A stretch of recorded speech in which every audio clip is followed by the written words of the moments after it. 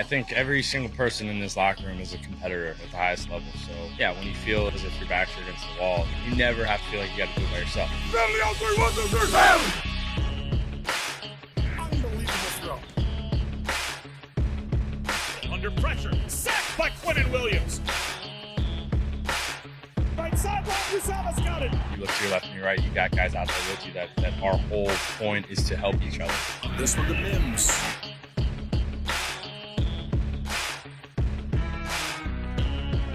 That's Corey Davis climbing the ladder. To be able to go out and lead these guys, just to know how hard these guys work and how important it is to them, and then you get that chance to lead them. Everything that happened that needed to happen for us, it almost felt like kind of like a sign, like give like a second chance almost. Gets extra pushes, running left. Maybe a little extra life breathing in the locker room. Touchdown Jets. Ladies and gentlemen, welcome to Let's Fucking Go Aaron Rodgers Day. That's what it is. All right, boys and girls, welcome to Jets Talk. My name is Ryan. I'll be your pilot today. We are watching the Pat McAfee show over on YouTube. Head over to there. It doesn't cost anything to watch it. You can throw it on. I'm not going to be able to show it live, but what I will do is I'll turn up the volume when Aaron Rodgers does ultimately come on, and I will end up hiding some of the on-screen stuff, so you'll see some of that up in the corner. But for now, we're going to hang out here. We're going to do a little Q&A. I'm going to get your thoughts. You're going to give some of my thoughts. I have a poll question in the live chat if you guys would like to answer that. Aaron Rodgers will ... say farewell to Green Bay, that he's leaving and going to another team. Announces the Jets as his next team. Options 1 and 2, so you can pick both. Or he retires. So you got 4 different options in the live chat if you guys want to vote on that. But we will be here through the whole thing. I've got my bottle of champagne. Hopefully, we'll be popping it and we'll know that the Jets have a new quarterback here in the coming minutes and hours. So I think a lot of us are expecting the announcement that everything's going to be perfect. He's coming to the Jets. We signed Alan Lazard last week or yesterday, and I could see us being pretty excited. This is an exciting time for New York Jet fans. I would imagine this is probably going to be Pat McAfee's highest watched show, and I'm loving the absolute chaos it is causing amongst the major media outlets. Rappaport and Schefter must be like super irritated if this is how this is all about to go down, because that brings legitimacy to, I mean, Pat McAfee's massive, but like to a quote unquote slapdick operation. That's just some guys talking football, streaming in a very laid back fashion. I can support that type of narrative because clearly myself aligns with that. So I like this. We're going to be talking throughout the chat, so I'm excited. Angel drops in, says, why are people acting like signing Cobb and Lewis are blowing up our young roster? Media outlets are scary or crazy. Yeah, dude, this has been driving me bonkers. This is a narrative that I've seen, and it's like, okay, wait, so you're telling me wide receiver 4 or 5 plus tight end 3 or 4 is going to destroy Garrett Wilson, Elijah Moore, Brees. Yeah, they could go kick rocks. They're trying to drive a narrative. I understand it, but I don't understand it. Oh, man! Wimmy becomes a newest member of the channel. Thank you, dude. Much appreciated for supporting the stream. Make sure you drop some JETS emojis in there, guys, for our newest member of the channel. All right, Pat McAfee showing, be a friend, tell a friend. You're cordially invited to the 1 p.m. announcement or interview by Aaron Rodgers. It's going to be super frustrating if he goes on and he just says, like, oh, yeah, I'm just going to play football next year. We'll see where it happens. But, like if it's that, like, if we're just all, like, left with, like, a wet towel on us. It makes me feel better. I feel a lot better today than I did a few days ago because now we know the Raiders have their quarterback. We know the Dolphins are kind of like doing their own thing. And like it seems like it's all but a lock to be the Jets. And I don't want to speak in definitives because I know if I do that, I'm going to shoot myself in the foot and something's going to go sideways. This is either going to be one of the most epic days for Jet fans or it's going to be a real kick in the marbles. So hopefully it's the former of the two. Cheddarhead comes in. says a dying rose and a sad face. Cheddarhead, you could be an honorary Jet fan though. We'll take you over here. Just like Rodgers said in the Marshall interview, just because he wasn't able to succeed the last few years, or because you didn't get the championship, it doesn't mean it was a failure or anything like that. You guys got some great success over the course of the last few years, and dude, as a Jet fan, I'm jealous. You've had 2 franchise quarterbacks in the time the Jets have had like 15 or 20 quarterbacks. So I'm hoping this works out the right way, and I'm hoping you guys can enjoy some Jet football too, since it doesn't really affect your team too much. Maine Jets fan drops in, says, I'm sick from work today, hoping I get a cure AR-12 to the Jets. I'm actually feeling a little under the weather. I'm starting to get the sickness that Becca and Shay had. Apparently it's viral, so I can't do anything, so I'm just sitting here trying to get over a cold while I'm about to lose my damn mind, possibly. Either way, I hear champagne and alcohol helps kill germs, so it's either going to be a very happy stream or a very rowdy stream. We'll see. Jet Boyer says, Ryan, did you see Colin Cowherd's late night take? It's crazy to me how the media is making this a negative. Jet Boyer, I did not see what it was. Was it a reference to like the Jets blowing up the roster or something like that? That's the only thing that I've kind of seen. I've been a little detached from some of all this. Scotty comes in and says, temper expectations. Likely will be nothing. Yeah, I mean, I could definitely see a situation where Rodgers comes out and he just says his goodbyes to Green Bay. It's not like he doesn't want to.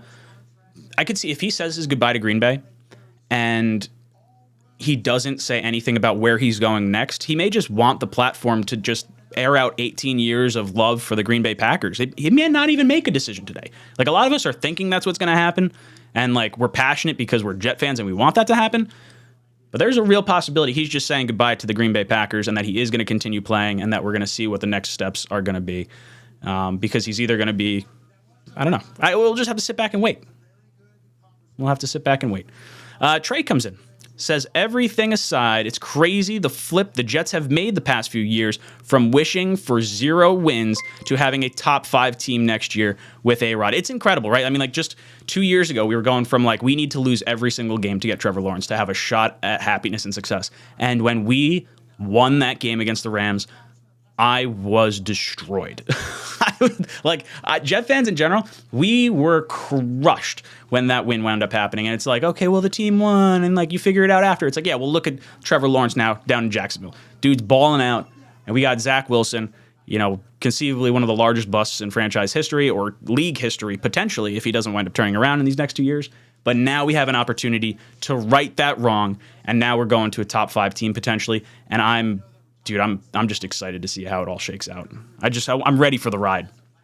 5 years of covering a terrible team is driving me loopy. Michael comes in with Super Chat, says, like yesterday, this feels like overtime. 4th down and 1. Final play in the end zone. Come on, make it happen. Greetings from Germany. I love it from our brothers from across the pond. I love it. Jet Boyer was saying the Colin Cowherd comment was, he's actually saying he is hearing Rodgers is mad at the Jets for wish list leaking and that he is going back to Green Bay. Yeah, he's full of it. I mean, if he goes back to Green Bay, that'd be a real kick in the balls. I would probably try to I don't know what I would do. I think you'd have to just pivot to Lamar and just be like, hey, look, we took such a big swing. Anything less than this is a failure. And as much as a lot of people don't want to give Lamar the money and the huge contract, I would understand if they wound up doing that. But I hope it's Rodgers. It just makes too much sense for everyone. Like, it makes sense for Rodgers. It makes sense for the Packers, for the Jets, like for Zach, like literally all the parties involved. It seems like it just makes a ton of sense. Scott comes in and says, nothing will be announced today. June 1st is the day anything will be announced. Not saying he won't come, but it won't be announced. Yeah, I wonder how this all shakes out. Like, is there any way they can restructure the contract? Because today is the year anniversary. You're allowed to restructure a contract once every year. So, if this is it has to be announced soon, there is a timeline or whatever that Aaron Rodgers was talking about. Could that be this deadline? After June 1st, it is far more financially flexible for the Packers to trade him after June 1st. So maybe there's some conditions in a trade that say, hey, look, Rodgers is committed right now. For cap purposes, we're going to execute the trade on June 1st. In the event Rodgers retires or goes back to the Packers owe the Jets, call it some insane amount of draft picks, whatever it is. Like, it's not something bonkers. Like, it has to be something that, like, the Jets would feel comfortable moving on. And I'm fine with waiting till June 1st for it to actually be official. It does drive me a little bonkers if that does happen, but I think you have to build in contingencies if you're going to wind up doing that.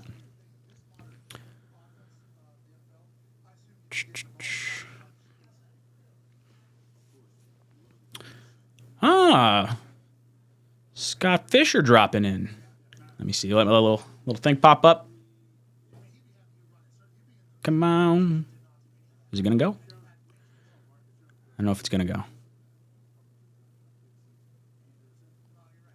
So I'll do it anyway. Scott Fisher! Thank you for upgrading your membership. He comes up to the frequent flyer tier. Thank you so much, Scott. I don't know why my little sauce thing didn't pop up. I'll have to take a look at that. Or maybe it popped up and I missed it. Either way, thank you all the same. Much appreciated. Tigo says, per McAfee, the text Rodgers sent him last night was, "It's time to tell the world." Yeah, that's cryptic enough for it to be like, it's time to tell the world that I'm coming back to play football, that I'm retiring, that I'm going to play for the Jets. There's so many different options. Scares the hell out of me. Aaron drops in with Super Chat, says, "Morning, Ryan from LA. Rodgers will be a Jet equals Super Bowl. What do you think we should do if we missed out on Rodgers and Lamar?" In the event we miss out on Rodgers, I would hope we'd at least try to get Lamar, because like I don't know how you go back to the rest of this team and say like, hey, look, we missed, we're going with Jacoby Brissett right now. That would drive me bonkers. But if you miss out on Rodgers and Lamar, I think you probably pivot to like a Matthew Stafford or someone like a Kirk Cousins, who I don't particularly like at this point because he took less money to go elsewhere, but this is a totally different regime, and his contract is a 1-year, $30 million deal if traded, where Stafford's is like a 2-year deal. It's $1.5 million this year and then $31 million next year. So Stafford's not a bad option. His health is more of a concern than Stafford's, than Cousins, I guess.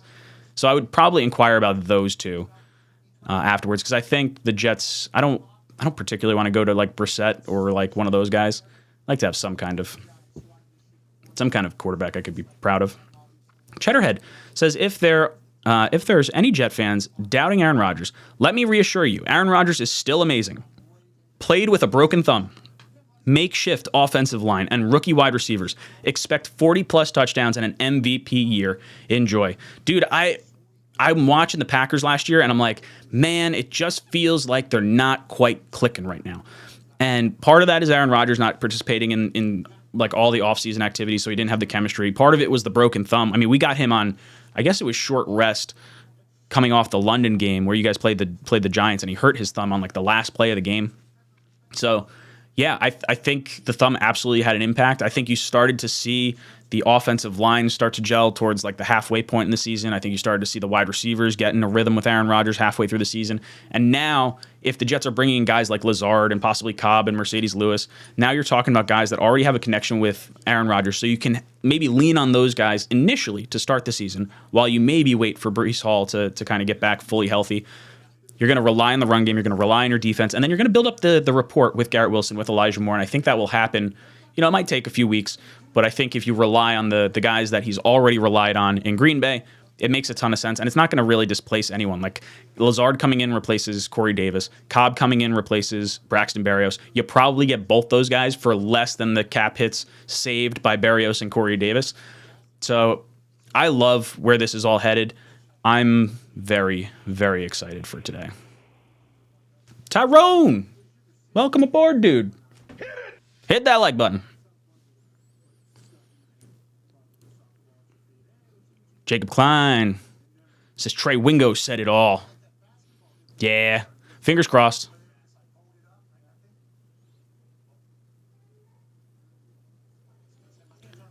Baker signing with the Bucs is a done deal. That makes a lot of sense. I didn't really think about him going there until the other day when I saw it reported that he might go there. But when you think about what the Jets did that year, they traded up from 6 to 3 with the anticipation, I believe, in selecting Baker Mayfield. They saw how he performed, and they're like, we're going to go up and get that guy. They thought Darnold was going to be the first overall pick. And then Barkley and Baker go before him. So at least there were probably conversations with Baker and Todd Bowles at that point, the coach of the Jets, when the Jets made the trade up to go get Darnold. I think there was a comfort. It was like, hey, look, we trusted you enough to go out and get you, and there's that trust coming back for Baker. I like it. Oh, no, Luke says Aaron Rodgers isn't throwing 40 touchdowns. Come on, people. Not with that attitude, Luke. Come on. Positive vibes only. Talking Jets with Tigo says Stafford is a $75 million dead cap hit if traded. I don't think LA moves on from him with that situation they're in. Tigo, look at his cap hit after June 1st. That's one of the ones you'd have to wait till June 1st. So if Rodgers spurns you, you would go then, because I think it's a $15 million dead cap hit after the June 1st mark. But yeah, I know it's $75 million if he trades before that point. Where did I see that? I just saw that pop up. Rob Albano. Thank you, Rob, for joining the channel. We are one more member closer to that eventual 24-hour live stream that I need to plan and get a little more organized. We'll see. Crossfire comes in, says, Ryan, I know we spoke last night, but do you think the refs are going to have to call a fair game now or no? Because it's still the Jets. Oh, the NFL knows that Aaron Rodgers makes money for the NFL. The reason we don't get as many calls is because we've had terrible quarterback play, and if they do wind up getting hurt because of a missed call, it's not that big of an issue. You get to see a big hit, and it's like, oh, wow, okay, well, we'll throw the flag if it's like egregiously bad. With Aaron Rodgers, they're going to protect him every which way because they know the financial impact it has on the NFL if he's no longer there. So I think the Jets will absolutely get some calls. Pierre Thomas says 100K on McAfee is wild. Yeah, the last few days it's been like 30 to 40,000 people. So if they're over 100,000 right now, you've got a wild amount of people expecting exactly what we're expecting. Now, I would love to see, I'm not watching ESPN or NFL Network or any of those, but I would love to see them like, okay, we're just waiting for Pat McAfee to have Aaron Rodgers on, and we don't know what's going to happen. What's he going to do? I saw Schefter on Get Up this morning, and he was kind of like, well, Aaron Rodgers, he's got to do this. The expectation might be that this is, and I'm like, the whole time he's saying and talking, I'm just like, you don't know a goddamn thing, and I'm loving it. Aaron Rodgers trolling the media might be my favorite thing that I've seen so far. Angelo says, what time can we expect the announcement? So 1 o'clock is when Rodgers is slated to be on McAfee. So that's when, once that comes on, I'll turn my volume up a little bit. I'm going to pull the thumbnail off the screen, and I'm just going to focus on that because I want to hear how that goes. So you guys can talk amongst yourself in the chat at that point, but I'm going to be dialed into whatever's being said with Rodgers and whatnot. Jeffrey says, my thing is, Ryan, if Wingo news was fake, wouldn't Aaron Rodgers or I don't know, someone come out and say it's false, or am I just not understanding? No, I think you're spot on. It's just we haven't seen it confirmed by anyone else or confirmed by Rodgers. And I've never heard Rodgers specifically say that Wingo's on the inside. Wingo has broken plenty of Rodgers stories. Like, I think it's 2 or 3 now in the last year and a half. But especially if he gets this one right. But I think everyone else is just kind of waiting for like the ink to be dried, because we have that situation, a few years ago where Anthony Barr, went back to the Vikings when we thought we had him. Kirk Cousins, we offered, more money to. He winds up going to the Vikings. Hightower offered more money, went back to the Patriots. Like, there's all these things that say like, oh, it has happened, but it hasn't actually happened. And I'm terrified to count my chickens before they hatch. I've been saying for weeks now, I'm like 99% sure this is happening. Like, it makes sense from a financial standpoint. It makes sense from the Packers standpoint, the Jets standpoint, Rodgers standpoint, Zach's standpoint, like everyone involved. It just seems like it makes a ton of sense. The NFL is going to love it. We're going to have Hard Knocks. They're going to do the Hall of Fame stuff. Like, there's too much where it just makes too damn much sense. It makes too much damn sense. That's where I come from on this. But I just want to see it confirmed. I think that's where all of us fall. Big Frank says, sign Calais Campbell. That's who I would like as defensive tackle. A nice little replacement for Sheldon Rankins, I think. Rob says, watch McAfee's server crash from how many views. Yeah, I mean, he's going to have... So his chat, he makes his chat specifically membership exclusive. So you have to have a $2 membership to his channel to communicate in the chat. So if there's 100,000 people in there right now, I can't even imagine how much he's making from like $2 memberships. It's crazy. Absolutely awesome.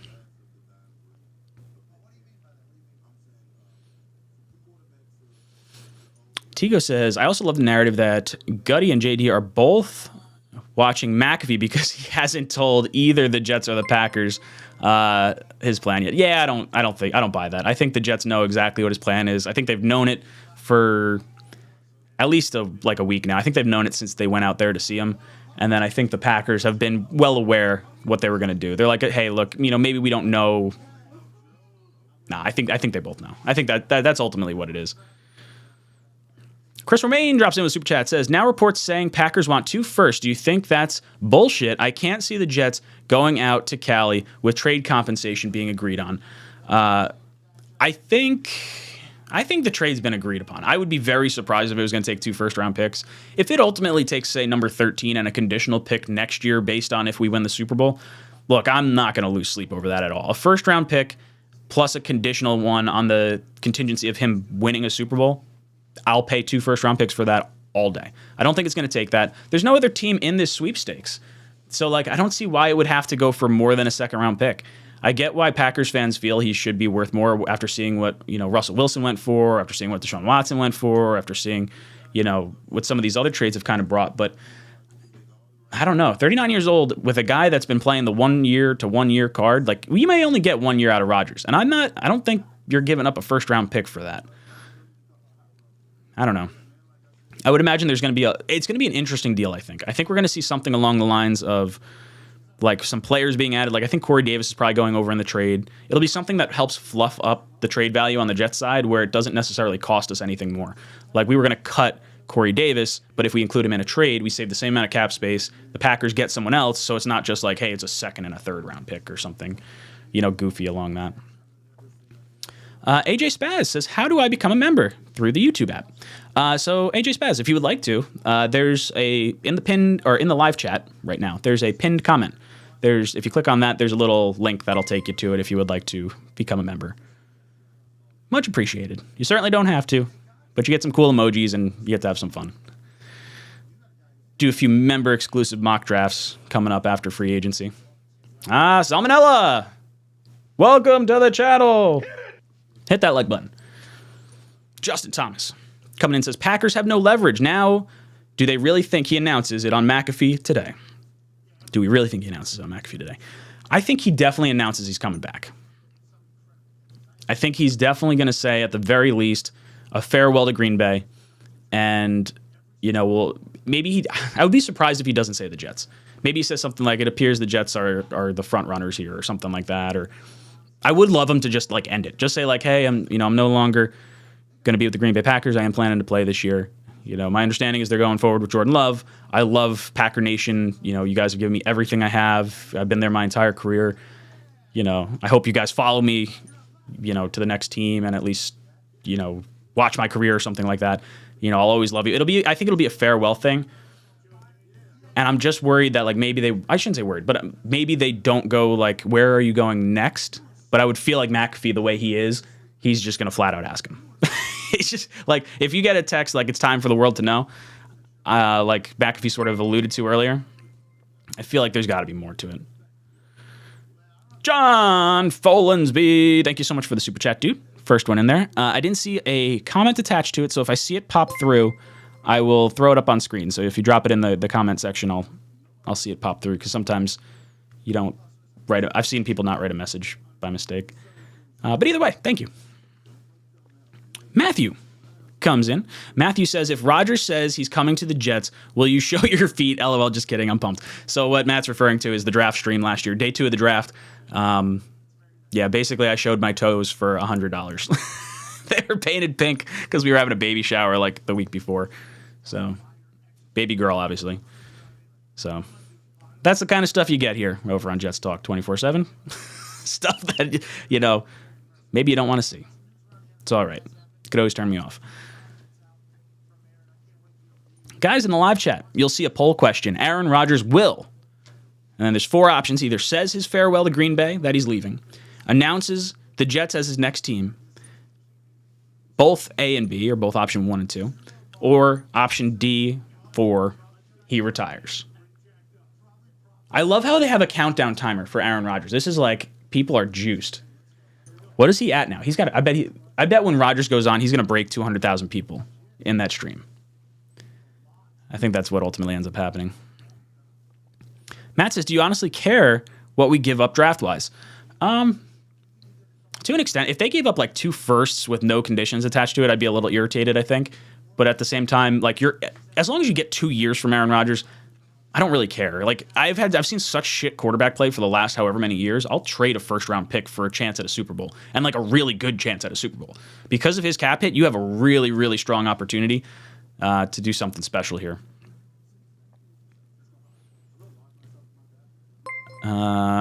John says, do you think Rodgers or Lamar, do you think if Rodgers or Lamar fall through, we should look into signing Sanchez or Pennington? John, no, stop that. I don't want that. Driving me loopy. Jacob says if he announces that it's the Jets, wonder whether he's allowed to announce things like contract restructure and draft compensation. Yeah, and I wonder if it's like not allowed to, like, can he announce it? I know that can be announced. I don't know if you know. Do you know the contract or not contract structure, the trade terms beforehand? Like, did we know that with Alex Smith prior to the trade going through? Because we knew like a few weeks in advance with Alex Smith going to the Commanders, but I don't remember if the compensation was released at that point. Because if that's the case, I'm sure he could announce it and say like, hey, it's going to be this, it's going to be this, it's going to be official at 4:00. Free agents, you want to come? It's happening. Like, that would be the biggest benefit to Rodgers announcing it today is everyone knows today. And who knows? Maybe he talks to Rodgers and we find out that Rodgers is going to the Jets like minutes before he jumps on McAfee. And it's just more of a formality because he said he wasn't going to announce it on McAfee. Like, you guys aren't going to be the first people to know is what he said initially. Oh, see, look, Aaron Rodgers showing his toes on camera. Psh, I should have Aaron Rodgers on here. See? He's my spirit animal.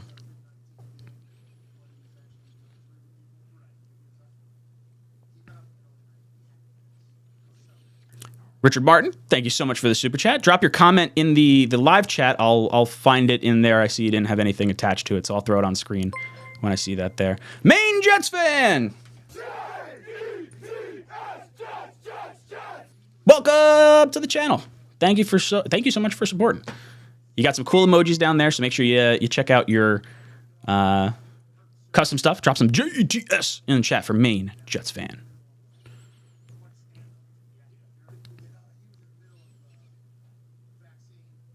Don G comes in and says, I think Green Bay farewell will be the next step. Yeah, I think it could be. I think the other part of it that might be kind of cool is if he dropped a farewell like message in like an Instagram post or Twitter post or something like that just prior. It was like, hey, look, we know he's not coming back to Green Bay now. He's got another team. You know, here's the heartfelt sentiment. And then maybe he announces something. So many people are calling it like the same thing as like the decision with LeBron. And I don't think it's necessarily the same thing. Because it's really just one team will retire. It's not like, oh, all these other teams moved all these other pieces around and Rodgers may come here and then he screwed all those other teams. I don't know.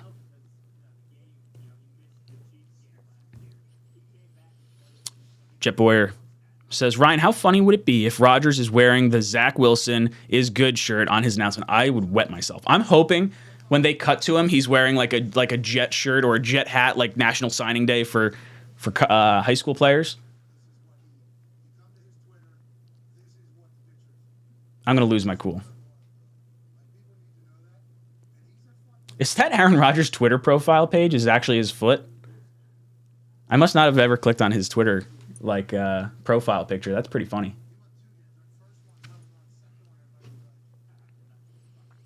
Branko drops in and says, why do you think Lamar hasn't signed? Collusion, a 25-year-old former MVP quarterback, doesn't become available often. 2 picks and $200 million for a shot at having an elite quarterback doesn't seem unreasonable to me. Yeah, I think the Jets are a team that could be desperate enough to make that type of move after this if Rodgers, falls through. I think there's a little bit of behind the scenes stuff going on. Like I could see the Falcons making their pick at number 8 and then signing Lamar to an offer sheet, because then they're giving up the 2024 and 2025 first round picks, not their number 8 overall pick. Because at that point, now you're surrounding Lamar with one more extra piece and having everyone kind of out on it. I think that's possible. The other thing is, I think teams are afraid to give him that much money with the injury history that he currently has. And as a Jet fan, I would roll the dice on that. We've been so piss poor for so long. I have no problem rolling the dice on someone explosively high upside. The minute he steps on the field, I mean, the defense, the stress they go through with the threat of him running is unlike anything. And even if you only have him for a very brief amount of time, like, the brightest stars shine for half as long or whatever, however that saying goes, I think I would be all in for that. My biggest concern with Lamar would just be like losing star players that I don't want to lose. But if you're going all in for a Super Bowl for these next 3 years, like, that feels like it would be selling your soul for the devil. Lamar is that move. Like Rodgers, I don't feel like you're selling your soul to the devil in that capacity. But yeah, I don't know if it's collusion. I think the owners, almost like the Kaepernick situation, where they're kind of like, hey, this is bad for business. Like, let's not do this. It doesn't benefit anyone to give quarterbacks fully guaranteed contracts all the way around, because now Cincinnati and the Chargers, 2 teams that have been historically cheap in terms of dishing out contracts, are going to have to dish out these contracts to Burrow and Herbert and, everyone else down the road. So it's going to be interesting to see how that all plays out. Scott drops in and says he announces he will be wearing green next year. Yeah, right? Like he's some troll. That's what's going to happen. He's like, I'm going to be wearing green next year. I'm like, what? Is it the Packers? Is it the Jets? No, what's going on? Where could he go? Scott, if he does that, I'm going to come back and I'm going to say mean things about you because you jinxed us. Kentucky Jets drops in, says, in other news, why did the coaches go to the bank to get AR-12? Ha! Why did the coaches go to the bank to get AR-12? I guess I'm not following that because he's going to the bank. I don't think I understand where you're coming from, Kentucky Jets. I'm sorry, I've missed the reference. That jet that just flew over my head just immediately went over my head as well, this joke. Attorney Cooper, hit that like button. Thank you for joining the stream. Kentucky Jets, if you want to explain yourself, I'll throw it up there. I'm a little perplexed. Chris Romaine says there's 133,000 people tuned into the McAfee show right now, and there's still another 27 minutes before Rodgers comes on. He's going to crack 200 easy today. That's wild. Alma says, will Rodgers wear number 12? The interview with Brandon Marshall made it seem like he respects the people who built each franchise too much to take number 12. So that leads me to believe maybe no. But I would like to see him wear number 12. I think it would be a lot of fun to watch, like, him trot out with like a white number 12. Namath hands it to him. Sam, thank you so much for joining the channel. I love it. But yeah, I hope he wears 12. I could see him not wearing it based on his comments, though. Sorless comes in. Sorless says, Rodgers will announce his return in the most cryptic way, leaving Rappaport and Schefter even more confused and irritated. Yeah, the whole, coming back to playing green. If he says that, I'm gonna hate him. It'll drive engagement for like the next week, but man, I'm exhausted having to cover this. It's just got to be the Jets. No Skill says Pat's $2 subs are in case the Favre case goes through. I love it. Yeah, he's getting sued by Favre. I guess what he say? Some defamation kind of thing. It's like, I don't know what to tell you, dude. You took welfare money. Yeah, friggin'. I love watching McAfee. I think it just seems like a funny, down-to-earth guy. Looks like a douche, but like doesn't come off as like douchey. I think that makes sense. No, Robert! Robert joins the channel. Yeah, drop some of those new emojis you got in there. You got some JETS in the chat, Robert and Sam. Check them out. JETS for our news members.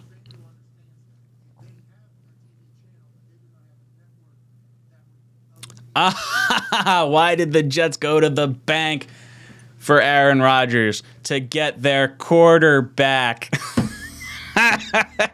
I'm a dad. I love it. Thank you, Kentucky Jets. I enjoyed that. Jet fuel! Let's fucking go. Let's go. Thank you for joining the channel. Oreo comes in and says, there will be a day where your streams will be getting 10,000 viewers. Then we can sit back and watch the sunrise on the grateful universe. Question, if we get Rodgers for 1 year, do we roll with Wilson after? I think so. You have him you have him on a 4-year contract. Even if you don't give him the 5th-year option, which if Rodgers retires after 1 year, I don't think you give Zach the 5th-year option. I think you force him to play with his back against the wall. Now, if you have seen enough progress and you feel comfortable doing the 5th-year option, I'm okay with that. I just don't know if you're going to see that with like all the behind-the-scenes stuff. I would rather overpay for production than overpay before production, if that makes sense. I don't want to be on the hook for something that, I already feel like he's not worthy of that amount of money. But if he shows me he is, I'm fine paying a premium for that player. So I would, if Rodgers retires after 1 year, it's really not that bad. It's only a $45 million dead cap hit instead of $60 million because he gets another bonus after the Super Bowl. Yeah, I would like Rodgers for more than that, but I would roll with Zach for the year after if Rodgers only plays the one season. Then if he winds up, being bad, you're going to have a pretty high draft pick. So I guess that's the benefit. John says, does Aaron Rodgers think this makes him look good? Hard to be excited for a drama queen. Well, it's the media that's making him out to be a drama queen. I mean, how is this any different than any other person announcing on Twitter they're going to a team? It's just because he's the biggest of the big. Brady did the same thing last year. I don't see any issue with it. Baggy Smacky says, when is he supposed to go on McAfee? LOL, no Jet fan is going to be productive today. No, dude, this is a like a national holiday for Jet fans. If this winds up happening, he's going to be on at 1 o'clock. So you got 23 minutes before he's supposed to go on. And when we go live, I'll pull this, or when he comes on, I'll pull this down. I'll turn my volume up a little bit. Hopefully I don't get the stream taken down.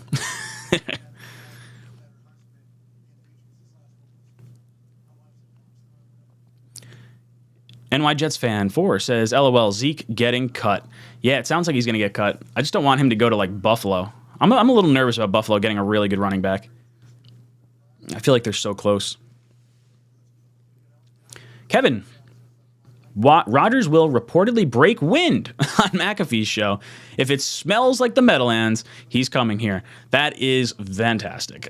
If it smells like shit, yeah, he's coming. It's like the gopher, right? Sees his shadow. Branko, or woodchuck, however that, I guess gopher, woodchuck. AR-12 is good for Jets business. Can you quit your daytime job yet?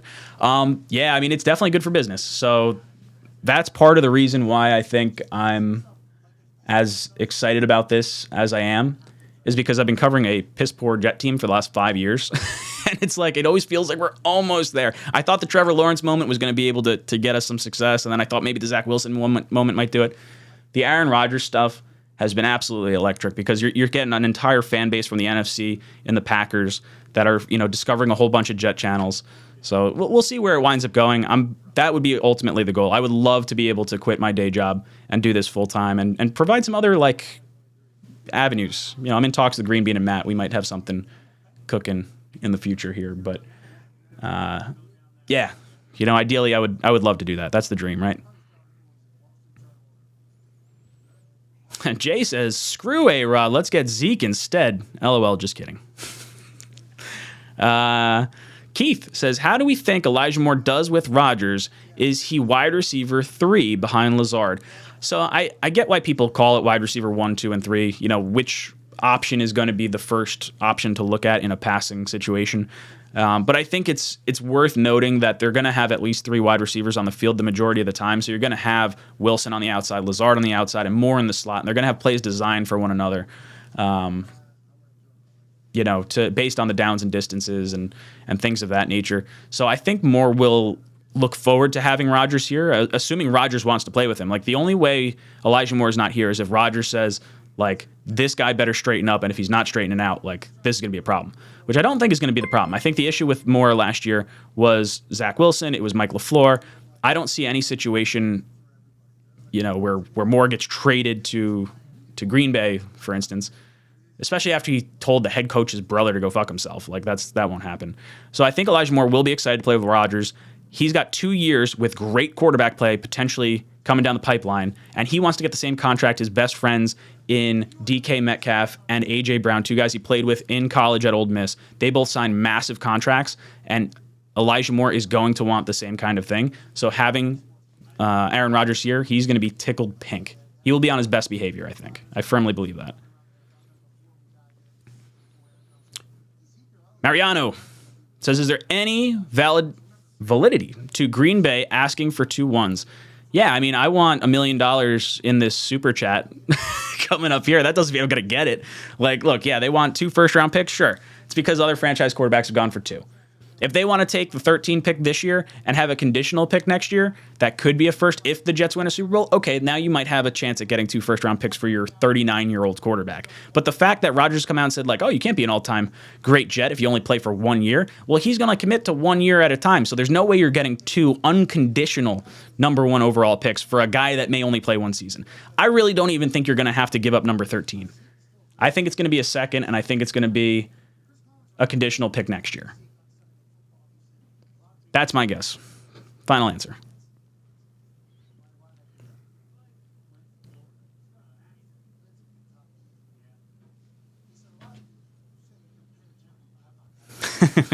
Chris says, no quitting your day job. I like seeing Jet fans before I go shank a ball into the left hill on hole 1. That's pretty funny.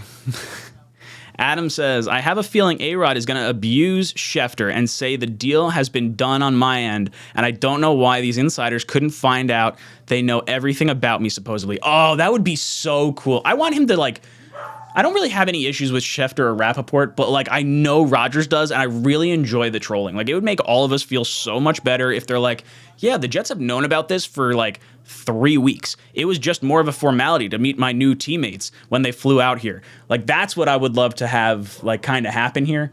And, you just kind of lay a bunch of eggs. Because, one, it makes it look like the Jets look good because they're keeping everything under lock and key. I think it helps the Packers having everything under lock and key. Rodgers wants everything under lock and key. I don't know. I feel like he's going to troll the media in some capacity. I just don't know how he's going to end up doing it.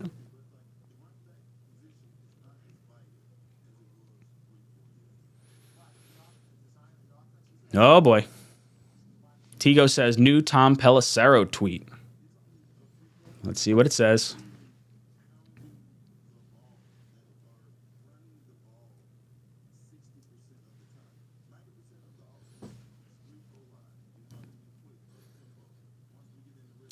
Tom Pelissero, 1 minute ago, the Packers and Jets continue to negotiate on an Aaron Rodgers trade, but have not agreed to trade terms per sources. Green Bay isn't looking for multiple first-round picks like other quarterbacks, Russell Wilson, Matthew Stafford, have commanded in recent years, talks ongoing. So it seems like 2 first-round picks are off the table based on that Pelissero tweet, assuming he has inside knowledge, right?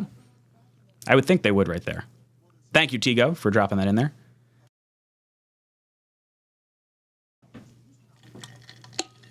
Man, we got 16 minutes.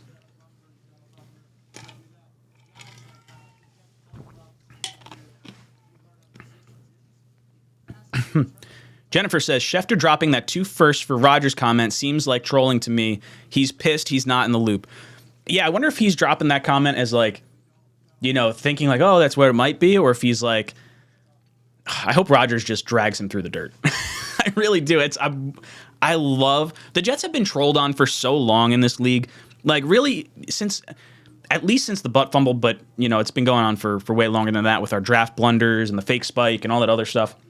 But really, since the butt fumble, the Jets have been the butt fumble joke of literally the last decade.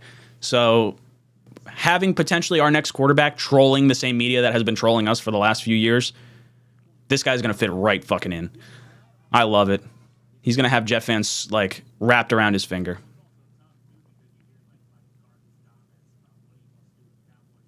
See, Kingston agrees with me. You're right. Pay extra for production, not potential in case for Zach Wilson. Yeah, Zach Wilson, I have the same thing with Mekhi Becton. I have no problem not exercising his option and saying, look, we want you here long term, but you got to stay healthy. You got to prove yourself, and we'll pay a premium on top of what you would have gotten paid. Mekhi Becton's supposed to get $14 million next year if he exercises his fifth-year option.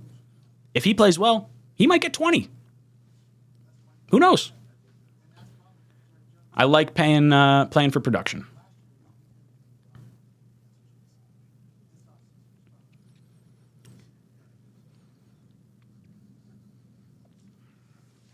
Thomas Murphy. Always thought Matt Ryan was the guy all along. I mean, how is he not, right? Thomas Murphy, get out of here. You're out of here! Throwing the chicken out there. On a Wednesday. Ryan S. says the fact that Pat McAfee has 164,000 viewers right now without Aaron on yet is wild. Yeah, people are just hanging on his every word. It's wild to see. I'm curious to see what the NFL does on YouTube, because YouTube TV is going to own NFL Sunday Ticket. If YouTube starts pushing everything, you might see, maybe shows like McAfee's take off. It's good for my side of things. Brandy, what's up? Glad to have you back in the chat. I hope there's a resolution today, but the Packers don't need to trade Rodgers until September. Yeah, that's true. I would like to see some sort of trade worked out where it's like, hey, the Packers have to give the Jets a stupid amount of stuff if he's not actually traded. Like if Rodgers retires before June 1st because something squirrely happened or something ridiculous happened, like almost like how the Packers put in that trade clause with the Jets with the Favre trade. Like, hey, if you trade him to Minnesota, you have to give us 3 first-round picks. And it was basically just a way, like the Jets were never going to do that. And I don't think Rodgers would necessarily do that, but it's some way to at least provide some sort of protection or insurance in the event that someone does something you don't want.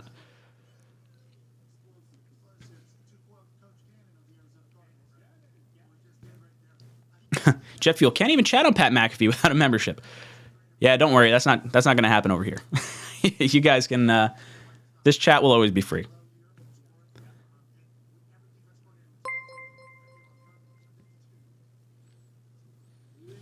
John comes in the super chat, says, what if Rodgers announces he secretly accepted a trade to the Patriots and will be taking his talents to Foxborough?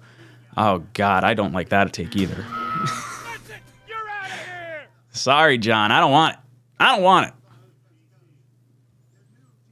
Nah, Jeffrey Williams, talking Jets panel on SNY would go insane. Let's make it happen, YouTube TV. Your lips to God's ears. That would be awesome. That would be a lot of fun. SNY. You got my number. You guys have reached out to me before. Come on, let's make something happen. Rick Fisher, I wish Pat McAfee would sit down for 5 minutes. He's making me nervous. Yeah, he's always standing up. He's on a stool, too, so it looks like he's like kind of a little more up, down than he actually is. That's all right. It provides excitement. If I had a standing desk, maybe I'd be standing the whole time. Because then I could, like, pace. I could move. There's, like, an anxiety. And then I'm sitting down, I'm twiddling my feet. I'm shaking my legs.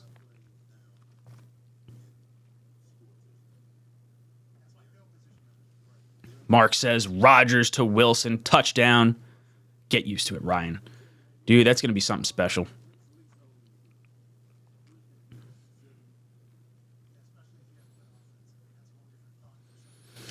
Badger Trio. Emotional day for both sides now. Temp Jets fans. Hey, you could be a temporary Jets fan. That's fine. I'm going to be a temporary Packers fan. I want Jordan Love to do well, too. I don't have any ill feelings towards this.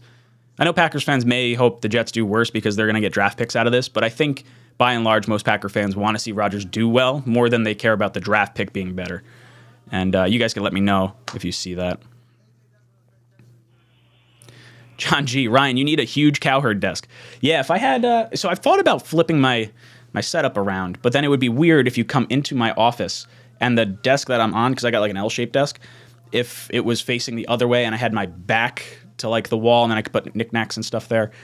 I've thought about that. I like the Tom Grossi desk where he's got the camera, he's got all his knickknacks and everything. That stuff's really cool. This is just kind of, this allows me to keep this as an actual functional room while having still a lot of gear and things. But I love it.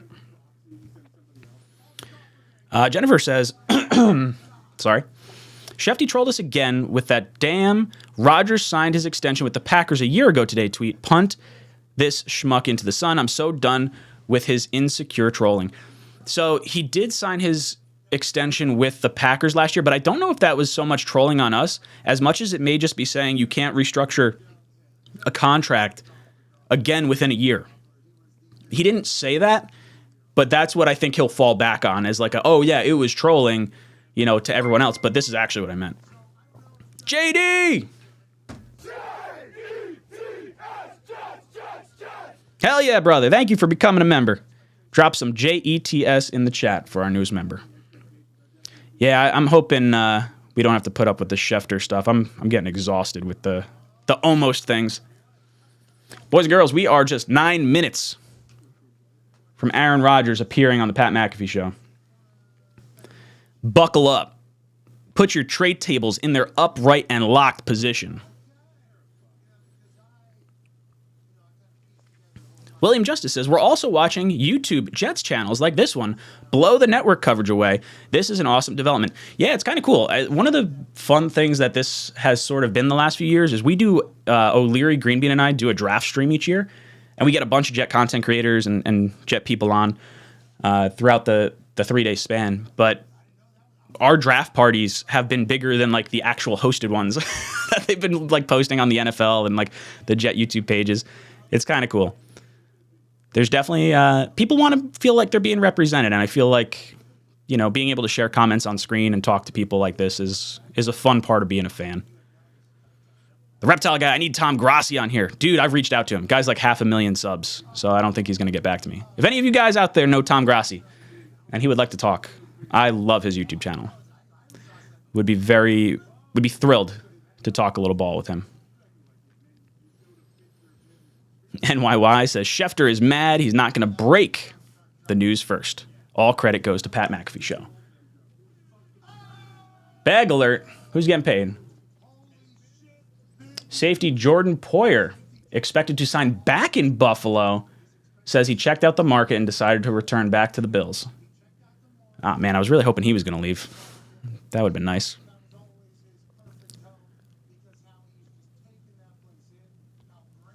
He should have worded it 1 year ago. Oh, you're saying the tweet. I got you. He knew what he was doing at like the third. Okay.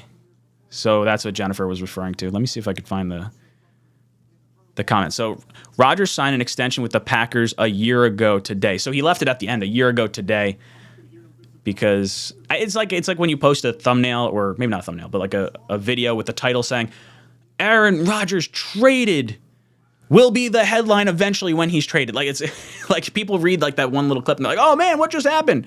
And then it's really nothing here. Oh man. Rodrigo! Thank you, dude. Much appreciated. Wow, McAfee's up to 206,000 people watching now is what people are talking about. 6 minutes left.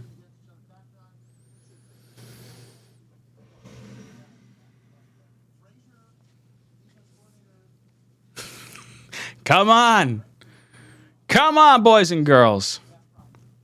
Chris Romaine saying they jumped up 30,000 in 5 minutes. It's going to keep climbing.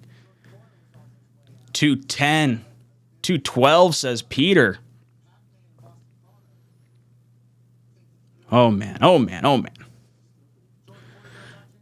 Noah asks, am I nervous? I would say I'm less nervous than I was the other day. I was like shaking like a leaf with this whole the noon deadline. Now, I think now that the Raiders are kind of out of it, it makes me feel a little more confident, but I just want it to like be said. I want it to be official. I want it. I just want it. I'm so excited. He's up to 218 now. Damn. I can't imagine he's going to have... Do you think he hits 3? He might hit 300. Jersey him. Hit that like button.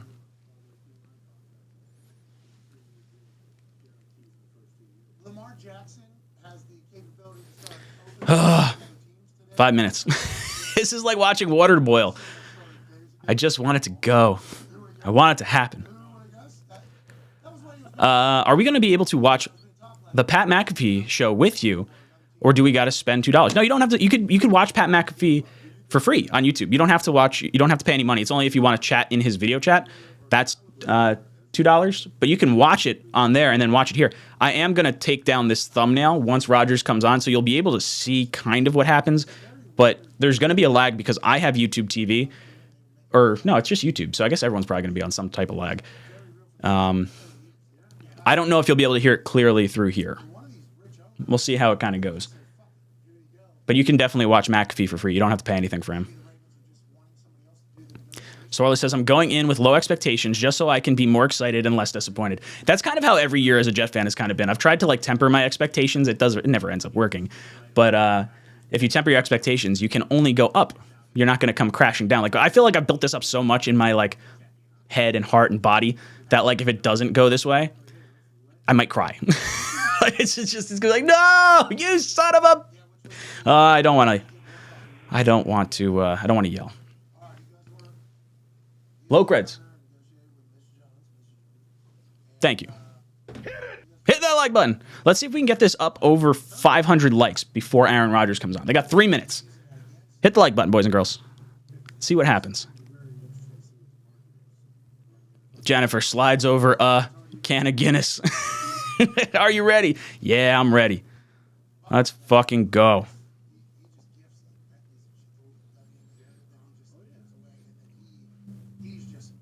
Rodrigo, one of our newest members, Jets fan from Sao Paulo. Awesome, dude.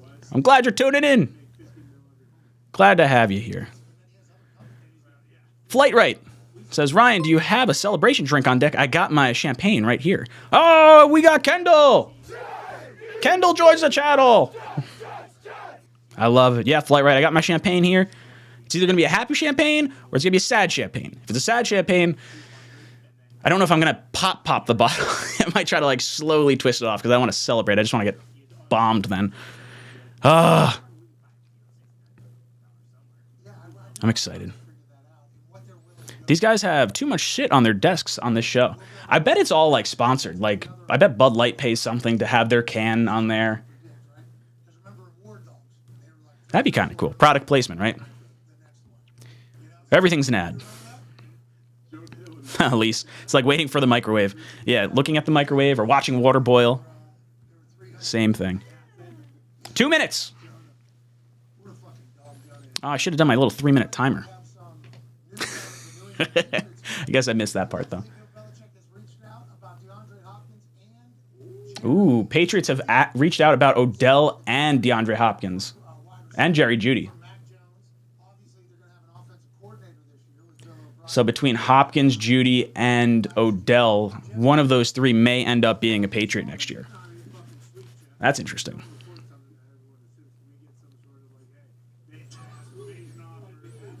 $250,000 watching McAfee right now. Oh, damn. Oh, damn. What's the goddamn what are we missing here then?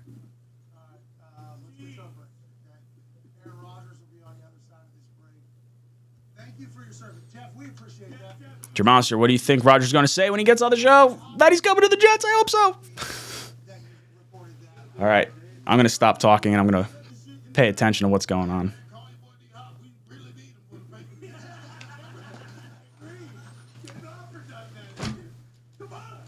That was like a, hey, maybe. Yeah, hey, we're doing stuff. Wheels are in motion. That was a maybe, bro. Why you gotta be so angry all the time? All this is other teams are picking. Oh, man. Oh, man. Oh, man. It's time. 1 o'clock, baby.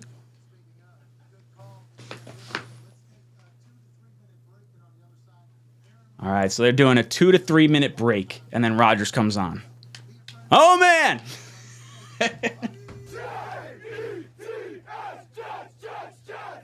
Come on. Here we go, boys and girls.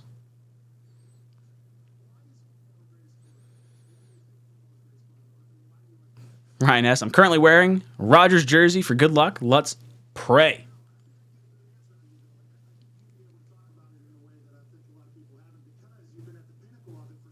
Come on. Why does McAfee get a break on this show, but you don't? Because he rolls ads. It's smart. It's like his own ads. I've actually thought about doing that for the Talking Jets panel, like pausing for like 2 minutes, kind of advertising, just Jets and the Thursday thick of it and all that stuff for those guys.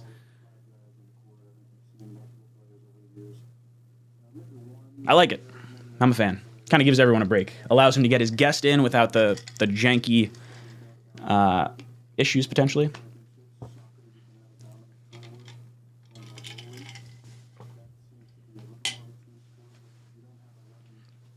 I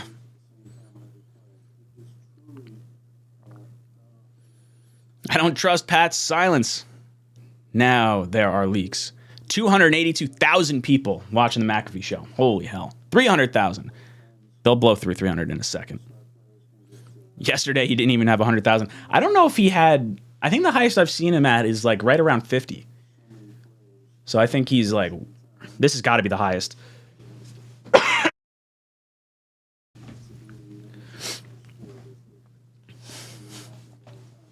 Come on.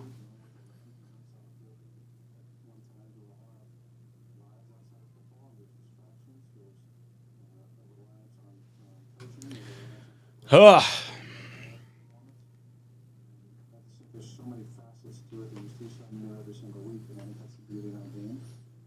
When it comes to the love that I have for it, it's rooted in that. Come on.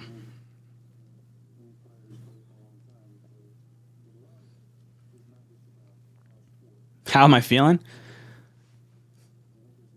Slightly stressed. Oh, he's got a countdown timer for 30 minutes and... Oh, here we do. Watch this, watch this. He's got 3 minutes and 12-second timer. I'm going to hit my timer at the same time. And we'll count down the time for Aaron Rodgers Wednesday.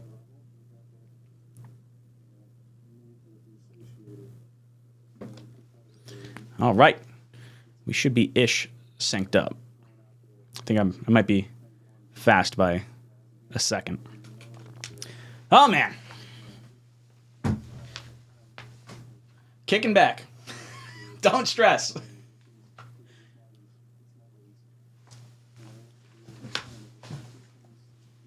Here we go. Oh, man. 318,000, 320,000, 340,000. Jeez.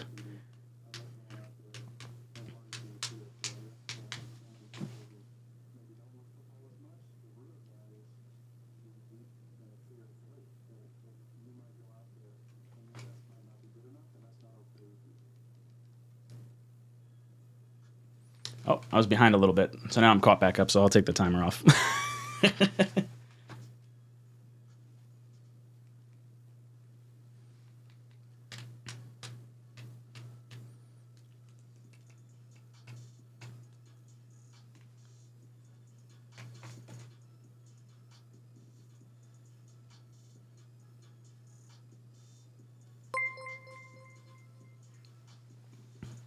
JD Grant, I'm either rage drinking or celebration drinking today.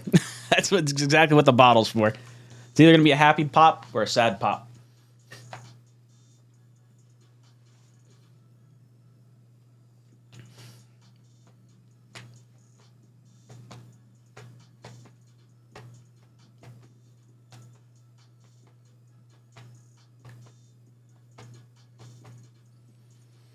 Oh, come on.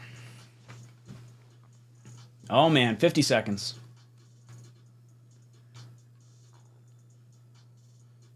Come on, Aaron. Where you at?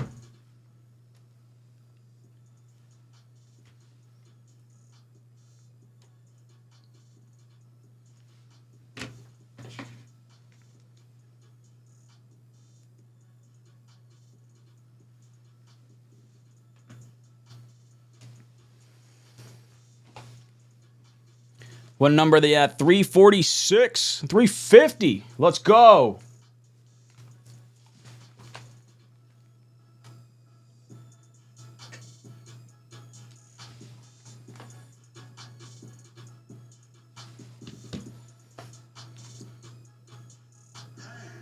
Let's go. This show fucking stinks. And the fact that you listen, we are very, very thankful for. AJ, never cease to amaze me with your toxicity, pal. You got a couple of these? God damn it! What the fuck are you doing? Come on.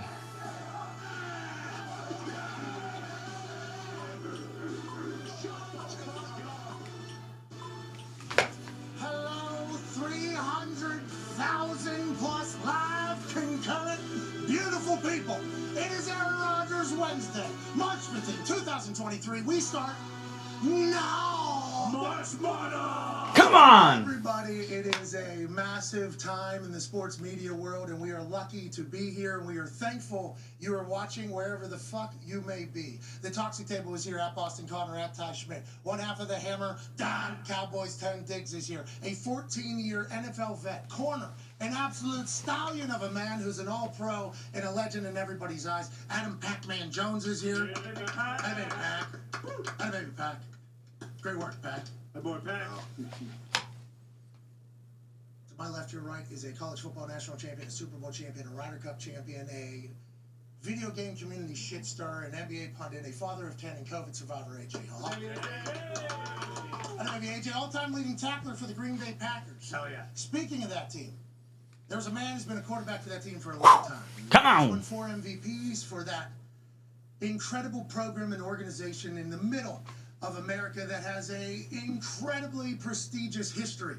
All the way back to Curly Lambeau and the boys doing their thing, where you drive into a city that's within a neighborhood. A Home Depot is popping off. There are houses on either side of it, and you get to an NFL stadium that you've learned about on NFL films with Steve Sable making it the prized possession of the NFL Lambeau Field. There's a man that's been quarterback for that place for a long, long time. And that place is seemingly in the middle of a transition. Is that true? Where's this guy going to be playing football next year? Will it be in that Lambeau Field? Will it be on a beach as a retired man? Or will it potentially be in the city of New Jersey? It's The shadows of New York. what is it? It's in New Jersey. Anyways, Come on, why you gotta throw shade at us? Jets. Just out of the darkness, the topic of the conversation. Ladies and gentlemen, Aaron Rodgers. Nah, he's not wearing a jet hat. What's up, dude? Good afternoon. Good morning here. Good afternoon there. How are you, man? There's a lot going on in your world, bro. I don't even know if you know this or if you've been so locked in. How are you doing? Where are you right now? And what's up, brother? Yeah, I'm in Southern California. I've been down here for a little bit now. I'm not right out of the darkness. I was in the darkness for 5 days, 4 nights in the end of February. So we're a little bit past that now. We're moving to the middle of March now. I I to believe it. Ides of March, yes. Okay, well, Ides of March, long ago, but toga, right? Did the Yeah. lot of toga Yeah, parties? yeah. That makes sense. You bet. People are dancing, having a That's good it. time. Sure. Yeah. Brute, Yeah. I believe. Yeah. But yeah, a lot has happened since you come back into the light, pal. How are you with it all? I've been good. You know, the darkness gave me a lot of time to contemplate everything. I talked about a lot of it on Aubrey's podcast, which was a few days after I came out. But it was a great reset for me, for my body, for my mind. You know, maybe a little bit longer than I needed. I felt like by the time I got to the 4th day, I was like, all right, I'm ready to come out. Okay. We wondered about that. That's an extended period of time. Oh yeah. Long time. Yeah. No light, no nothing. 4 days, Jesus. 5 days, you said? Well, parts of 5 days. It's 3 full days in there, 4 nights. You kind of go in the afternoon of one day, come out the morning of the 5th day. So. Okay, so at what point did you forget what day it was? Or did you know what day it was? Is there some sort of schedule? Well, food that came at 6 o'clock every day, so I had an idea of where I was. You're kind of counting down the nights once you get to the 3rd night. Like, okay, I got one more night of this after this night. So, We've been counting down nights, Rodgers.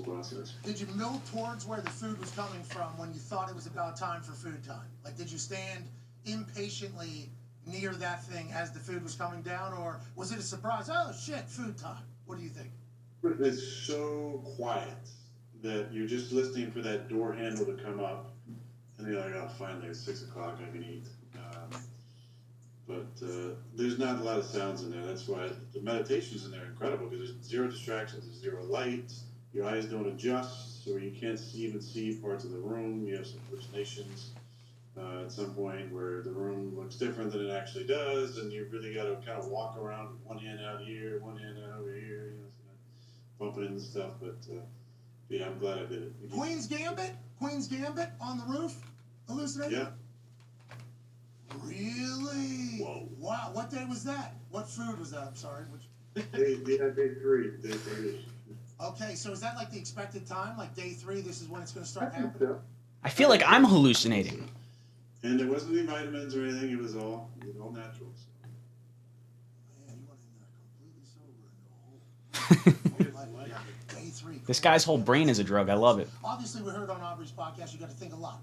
You thought about life, what it would be like as a retired human. You thought about life, what it would be like coming back and playing. We knew that that was a massive thought for you because how much of an investment it is to kind of give a football season, especially now.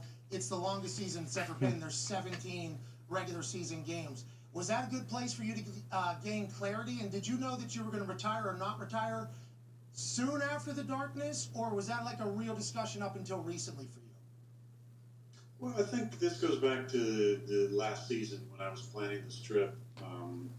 Where I was at mentally was this would be a great transition into the next chapter of my life. This is mid to late February. Finish the season out. Obviously we were still in it and still kind of trending. The dream is, you finish things out, you win the Super Bowl, and then you go into the darkness, go into retirement. And that's kind of transition period for you. Obviously, we didn't do that. We got bounced and didn't make the playoffs. So it was, getting away from the season, the frustration, the emotion, and then just allow myself to contemplate both the retirement and then coming back to playing and what that looks like. And I'm really thankful for that time in the darkness. So what does it look like? What did you where are you at right now when it comes to everything we hear about the Jets situation?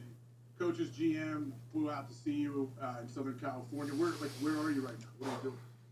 Well, I think that there's, again, which is pretty standard, there's some information out there that's true for sure. There's a lot that isn't true. There's some that has parts of truth to it. There's a lot that has zero truth to it. I will say this, because there's probably a lot of different, non-usual viewers today. A lot, This isn't a decision day. This isn't me deciding Oh. out into the world that this is what's going on. In fact, that's already happened. We're actually days past this. Oh! This is kind of clearing things up, I think, for everybody interested, which there obviously seems to be a lot of people interested. So the whole, and I'm going to get into this now, if you don't mind, Pat. I'm going to go for a little bit here. Hey, go ahead. There's 430,000 people currently. Holy so a lot shit. more Come people on. watching than normal, and they are all interested because you're a fucking dog as a football player. Come on, let's go. Talk. Listen, Ah! I love you guys, and I enjoy coming on. But this was, coming on the show was never going to be to announce, I'm retiring or I'm coming back or blah, blah, blah. This is more just to tell you exactly the state of affairs where we sit today on March 15th. Because there have been a lot of changes. The history of this and kind of the timeline, which I think is important, that's why I'm going to go through it, is that in 2020, they drafted Jordan to replace me. There wasn't a replacement right away, but as is the case with the Packers and kind of the way they do things, they like to get rid of players like a year early instead of a year late in their mind. So there's probably some people who believe that I was a descending player and that it was time to make a change, even though we're just coming off the NFC Championship game, and obviously we got blown out by San Fran, but we had a 13-3 season and were the number 2 seed and made it all the way to the NFC Championship. So they drafted a guy to replace me. Now, maybe not right away because there was nothing about trading in the immediate, but even farther back from that, you have to realize I was drafted in 2005 by Ted Thompson. The front office at that time looked a lot different. Front office consisted of Ted Thompson, John Schneider is now GM of Seattle, Reggie McKenzie, who went on to be GM of Oakland, John Dorsey, who went on to be GM of Cleveland, Elliott Wolf, who'd been in front office for a number of years. His dad obviously was an architect of the Packers, Auckland guy. That was the front office of the Packers. So the front office now looks completely different. You know, there's still obviously some scouts and different people that have been around for a while, but that was the guys who were there when I was drafted in 2005. Fast forward to 2020, and when they drafted Jordan, there's none of those guys there. So this is a new regime. You know, the president of the Packers in 2005 was Bob Harlan. You know, father of Kevin Harlan. Bob, legendary guy. I love Bob so much. So much love for him. And, you know, and obviously for the organization, for so many people that work in the organization, for the fan base. I mean, I love Green Bay. Like, it's always going to be home. But a lot of those people who were there in the beginning aren't there now. You know, again, a lot of my closest friends are still, you know, in the training room, you know, Flea and Nate and Kurt and you know, some of the old heads, and obviously the, you know, equipment room, you know, what an incredible staff that is with Red and T-Bone and Brian Nearing and Odie and Kevin Nelson, who recently retired, but Kevin and Adam in the cafeteria and Doug Collins and Justin Crabb and all the, you know, awesome people that have been there forever. But a lot of people who, you know, were there in the beginning just aren't there as far as decision makers go. So when they drafted Jordan, you know, this conversation would have happened a lot sooner had I not won, you know, back-to-back COVID MVPs. So we come off of last year with obviously missing playoffs. I didn't have an MVP season. You know, I was interested in where they would be at mentally. Everything that I was told in the week that I was in Green Bay was take as long as you want, and, you know, we want you to retire Packer. You know, you want to come back and play. Obviously, the door is wide open. So that was the information that I was going on. Now, when I came out of the darkness, something changed. I'm not exactly sure what that was, but something changed. And I got back to my phone after 5 days off of it, you know, because your phone's not on the entire time. There's no Wi-Fi on that, you know, hippie mountain. And when I got back to that little shack they have where there's a, you know, one bar of Wi-Fi, I got back to the, you know, hundreds of text messages and emails and all different things. I realized that there'd been a little bit of a shift. And that I heard from multiple people that I trust around the league, players mostly, that there was some shopping going on, that they were interested in actually moving me. And at this point, you know, I got to admit, I went in the darkness, 90% retiring, 10% playing. 90% retiring going into the darkness. I'm tired of this. I hadn't got back into my workouts yet. And I thought that was what was best for me. So I went in the darkness to contemplate a lot of different things, but one day I spent entirely on the reality I was retired, and one day I spent entirely on the reality that I was coming back and playing. And just really sat with that for hours and hours, what that looked like, what the reality is, how that all felt. And when I came out, I was really interested in what the kind of landscape was, where Green Bay was at. And obviously, if I wanted to play, you know, what were the options? So it was clear to me at that point that although the Packers were going to say the right thing publicly, that they were ready to move on. Again, I don't know what changed that or what moved that. If they just said, hey, you know, we need to make a decision here because he hasn't made a decision yet. Again, there's no victims here. I'm not sitting here as a victim. You know, I love Green Bay. I love the fan base. They're incredible. I live for playing for them and for Lambeau.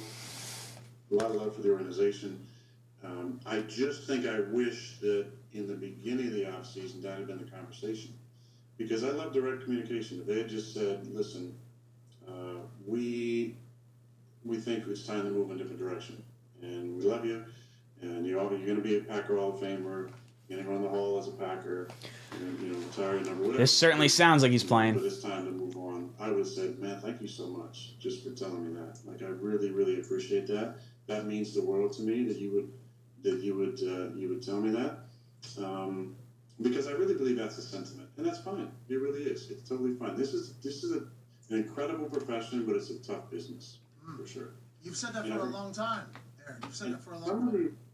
Some of these issues were things I was talking about 2 years ago. You know, it was how do we treat older players on the way out? And it's ironic that now I'm that player, but I think that's the beauty in life is the the sense of humor that the universe has. But so I'm no malice, no bitterness towards the Packers. It's been bittersweet for sure the last 10 days.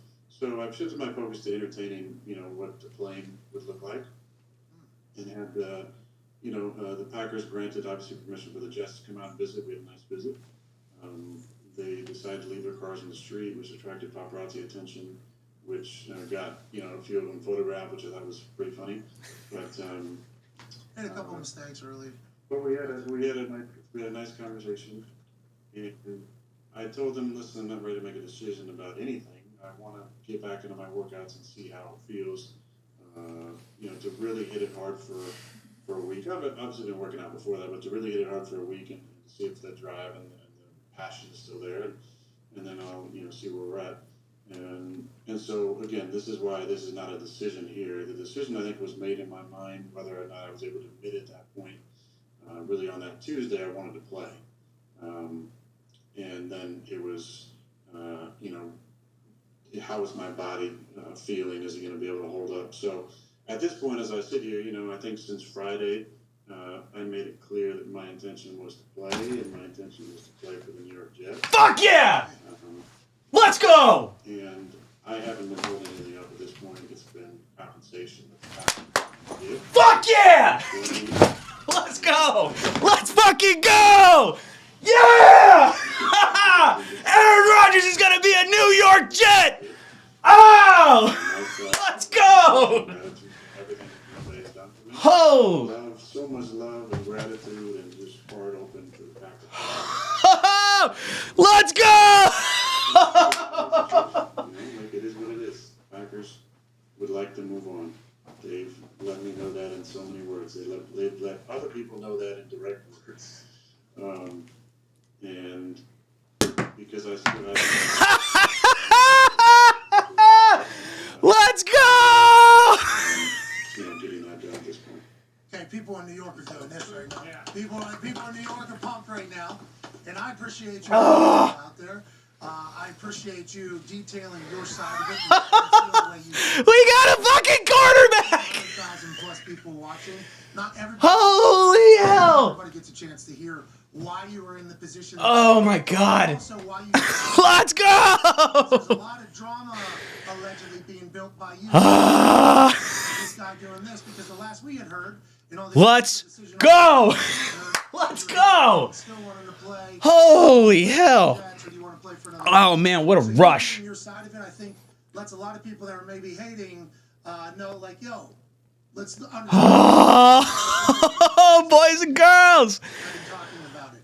Are you involved in that process at all with what the compensation is? Holy smokes! Off of that, and you're just along for the ride with everybody else, or how They're talking about compensation right now. Pretty hands off of that, honestly. I've just been focused on working out and taking care of my business out here. I obviously have an agent, and the GMs have been talking, I'm sure, about that. At this point, like I said, it's my intention to play for the Jets, but I'm still under contract with the Packers, so. Yeah, they got no leverage either. I don't know how many people are watching. They're trying to compare this to the Matthew Stafford situation. Matthew Stafford, part of the trade and what they gave up was because they were taking on Jared Goff's contract that was massive. Your contract would be leaving the team, so take that out of the leverage pool. And also, they pretty much put them in a position contractually with Jordan Love because they have to decide whether or not they're going to pick up the fifth. Jordan Love, that everybody else knows that they're going to another quarterback anyway. So it's a vastly different leverage situation. I think we're feeling good, boys and girls. That's why we were all thinking that it was you. Has this surprised you a little bit? Oh. I mean, not really, honestly. Oh, okay. Why not? Well, listen. We'll get to our Q&A. I'll catch all your super chats after Aaron Rodgers comes off McAfee. I would say this is debatable, but I'm debatably the best player in franchise history. I'm in the conversation for sure. That was awesome. Fucking discount double check, motherfuckers!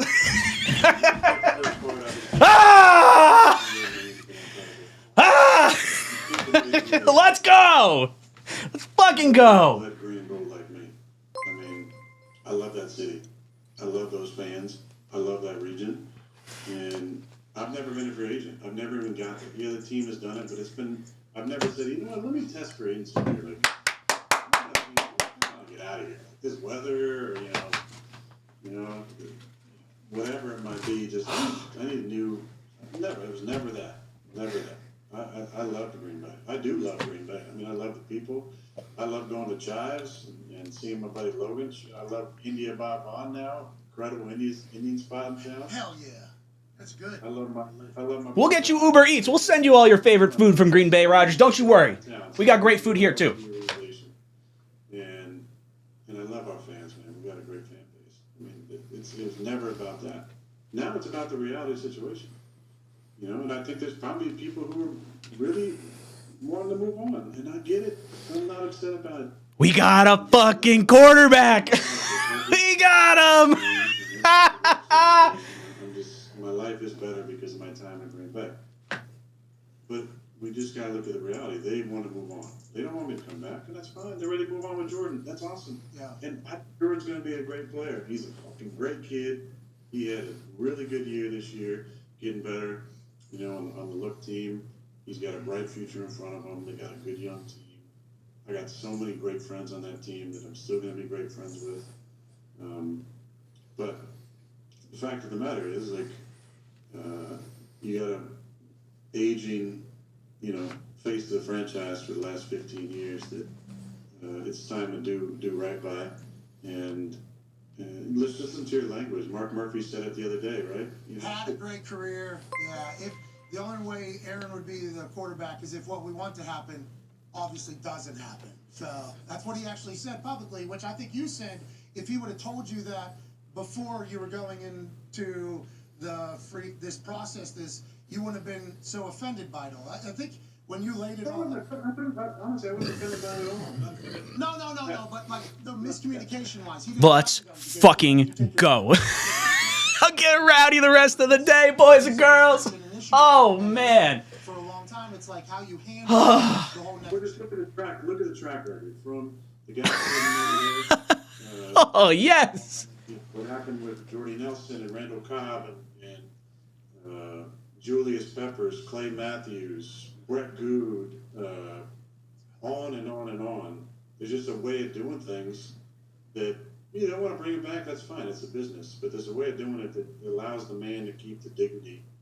And honestly, that's some of the stuff I was fighting for. Yo, this guy is pissed off at the Packers. The last time he was mad at the Packers, he won back-to-back MVPs with our quarterback, our offensive coordinator. He won back-to-back MVPs with our OC. Last time he was pissed off. This dude is irritated. This guy is not retiring on the field.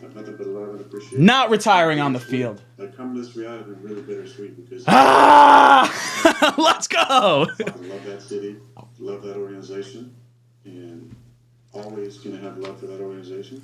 But the facts are right now, they want to move on. Oh my God, it's right there.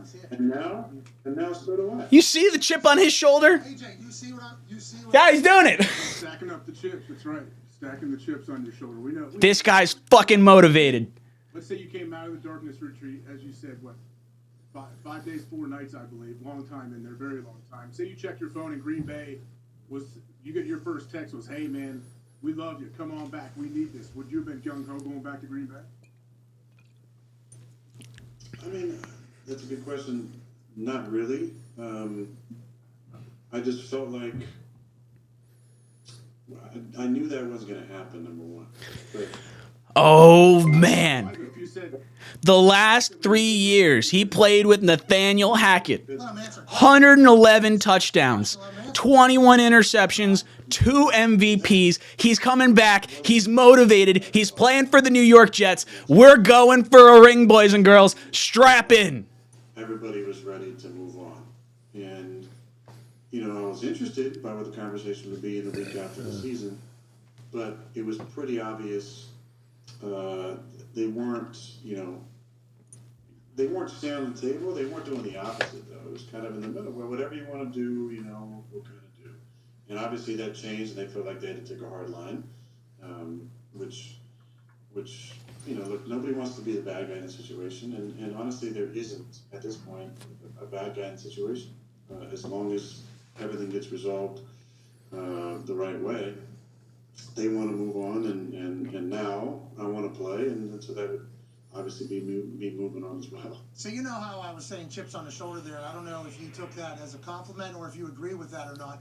But Michael Jordan, right at that Utah restaurant we saw in The Last Dance, that's all I need that motherfucker to say. And the guy was like, "Hey, good luck tomorrow, Michael Jordan. Like, you're the greatest player of all time." And he's like, "Yeah." The way he said it, though. Did you said you were thinking about, retirement 90-10 going into the darkness because the plan was to win a Super Bowl and do that. Then you come out of there and you chat with the Green Bay Packers, even though they had a different tone. How much of that was kind of a driver to be like, yeah, you know what? Actually, I still want to go. Or was that something you thought about in the darkness or previously? Like, if you could find motivation, if you could find another, maybe mountain to climb, if you could, was any of that a thought that maybe you had during the darkness or before that was kind of reignited whenever Green Bay said, we're planning on basically moving on? Or do you not view it that way? No, not really. I mean, I think when I left Green Bay, a week after the season, 8 days, whatever it might have been, 8 or 9 days, I felt like that was it. I felt like I wasn't coming back. Just opinion. I wasn't based on anything more than maybe on how they're acting. Just on how it felt. It felt like this was my last time, in Green Bay as a starting quarterback. But I was open to that changing based on how people responded or didn't respond, there was some conversation around what you want to do in the off season and are you okay if we don't bring back any of your guys? That honestly didn't have a big bearing on it. It was more just a sense that, hey, let's just be honest. Like, you drafted Jordan. If I hadn't won MVP twice in a row, this would have been a conversation 2 years before, which is totally fine, and I get it. And Ted Thompson, rest his soul, is not there anymore. He drafted me. None of those guys are, who were there, other than Sam Seo, who was the West Coast scout, who supposedly stood on the table to, for me. Shout out to Sammy, but hey, shout out Sam. That's it. Shout out Sammy. He's still there, but it's a different regime, and every regime wants to have their guys in there, and I totally understand. I mean, it's a business. Like, I'm not naive to that. You're our guy now. That's our quarterback. I'm there, but now it's time to, to do the right thing. Because I don't think there's a scenario where they're like, well, we want this, and Jets aren't willing to give it to us, so we'll take you back. Like, it's not. Leverage gone. Leverage gone. So I'm going to make a literacy reference here. He doesn't see any way that the Packers would say, no, the Jets aren't giving up this. See what you did right there? Okay. That was also right to a new chapter. And let's make that happen. Okay, it sounds like there's maybe some conversations behind the scenes between the Packers and Jets that are holding this whole thing up, that the fans should maybe send their direct drama and bullshit hate to, is what I think we just cleared up there. Now let's talk about the future a little bit here. You sent a list of demands. Need you to sign Lazard. Yep. You need to sign Randall Cobb. Yep. I want Jordy Nelson out of the fucking ranch into New Jersey. I want him on there. Did that all happen? Or, Hackett is the new offense coordinator, has had success with all those guys as well whenever he's in Green Bay. But you were getting a lot of the, this must be, because you just alluded to it too there, they told you you're not bringing that back, your guys. How much of that conversation has taken place, and how do you feel about the narrative that you have a laundry list before you can do anything? Well, it's so ridiculous. Hey, that's happening though. Like, you need to know. Yeah. You need to know that. I know you're in your house. Whales are probably out there birthing and stuff out in Malibu. You're working out, doing your thing. This is a real conversation that's happening. We don't understand it either, honestly. Well, until now, we didn't have a clue what was happening. But you get it after all that. Look, just ask Schefter what I texted him when he somehow got my number and texted me. I didn't respond to Diana Rossini, I think her name is.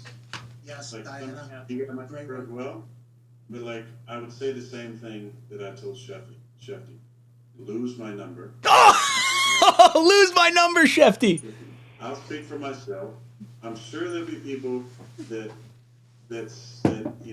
have their sources, but from what I've seen, it's like I had a sheet of paper when I met with the Jets, and I said, sign these people. And that's not the reality. That's so ridiculous. All right, that's Not a list of demands. No list of demands. to think that I would do it, number one. Now, did they ask me about certain guys that I played with over the years? Of course. Did I talk glowingly about teammates that I love? Yeah. Why wouldn't you? Sue Talk about me. the guy- Well, I mean, like, Don't actually. like, yeah. Do I love those guys on the list? Of course. Do I make demands about certain people? I mean, it's just, and it goes to this, like, you know, people want these things to be so true. They're like, I'm in this meeting, dressed in, ceremony regalia, giving them some sort of like handwritten on parchment demand list of people they need to sign. Like, Yo, this guy's going to be something else to watch. He's a really good player. We would love to have him on our team. And then anybody with a brain would maybe call me on any team and go, hey, what kind of, locker room guy is Alan Lazard? What's his work ethic like? And I'd say, he's a fucking great dude. Dude, anybody would be lucky to have him in the locker room. And if somebody asked me about Big Dog or Kabi, or I don't even know who else was on that list, I'd say the same thing. Jordan. Fucking awesome dudes. Oh, Odell. I mean, first of all, who wouldn't want to have Odell on the team? Like, Agreed. come on. But what are we talking about here? I don't have demands. Look, my only demand is for transparency, and if you say some bullshit, like, there's sometimes it's not even worth it. But like I said, I can't remember exactly what something that Rappaport said. Yes. But like, when something gets out there and then assumed to be true, then it can take on a life of its own. It can go from, there's a conversation about 20 different players to, he wants, these guys to be signed, otherwise he doesn't want to come. It's like, come on, what are we talking about? Yeah, it's all in the delivery of the information, because that kind of sets it, and that happens multiple times during the day on the internet with every piece of information.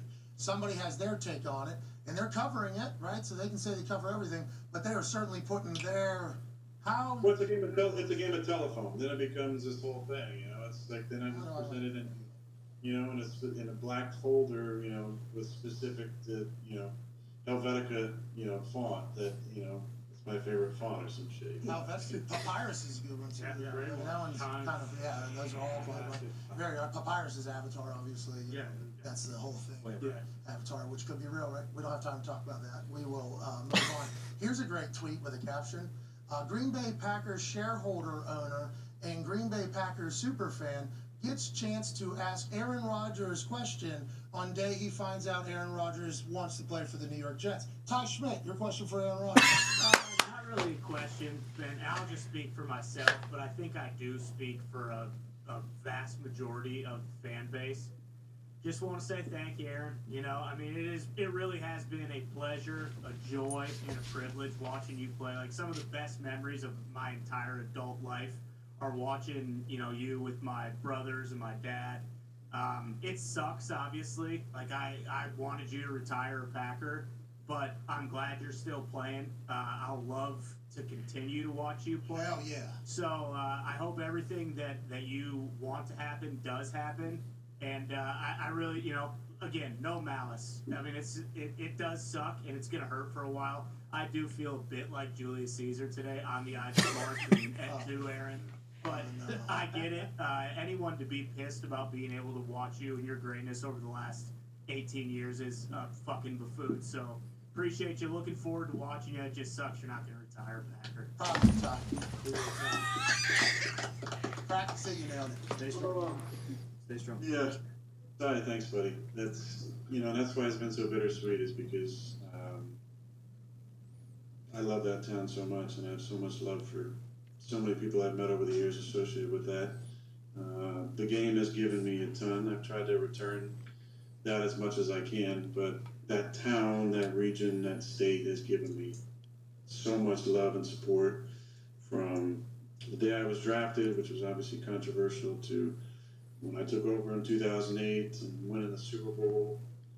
All the incredible memories over the years, and the fun interactions with fans, at events or just at the store or at a Bucks game or on a golf course or whatever it might be. Like, and you see them all over the place. I ran into Packer fans in Rome walking through the women's, they're just everywhere. And it's just such Let's go.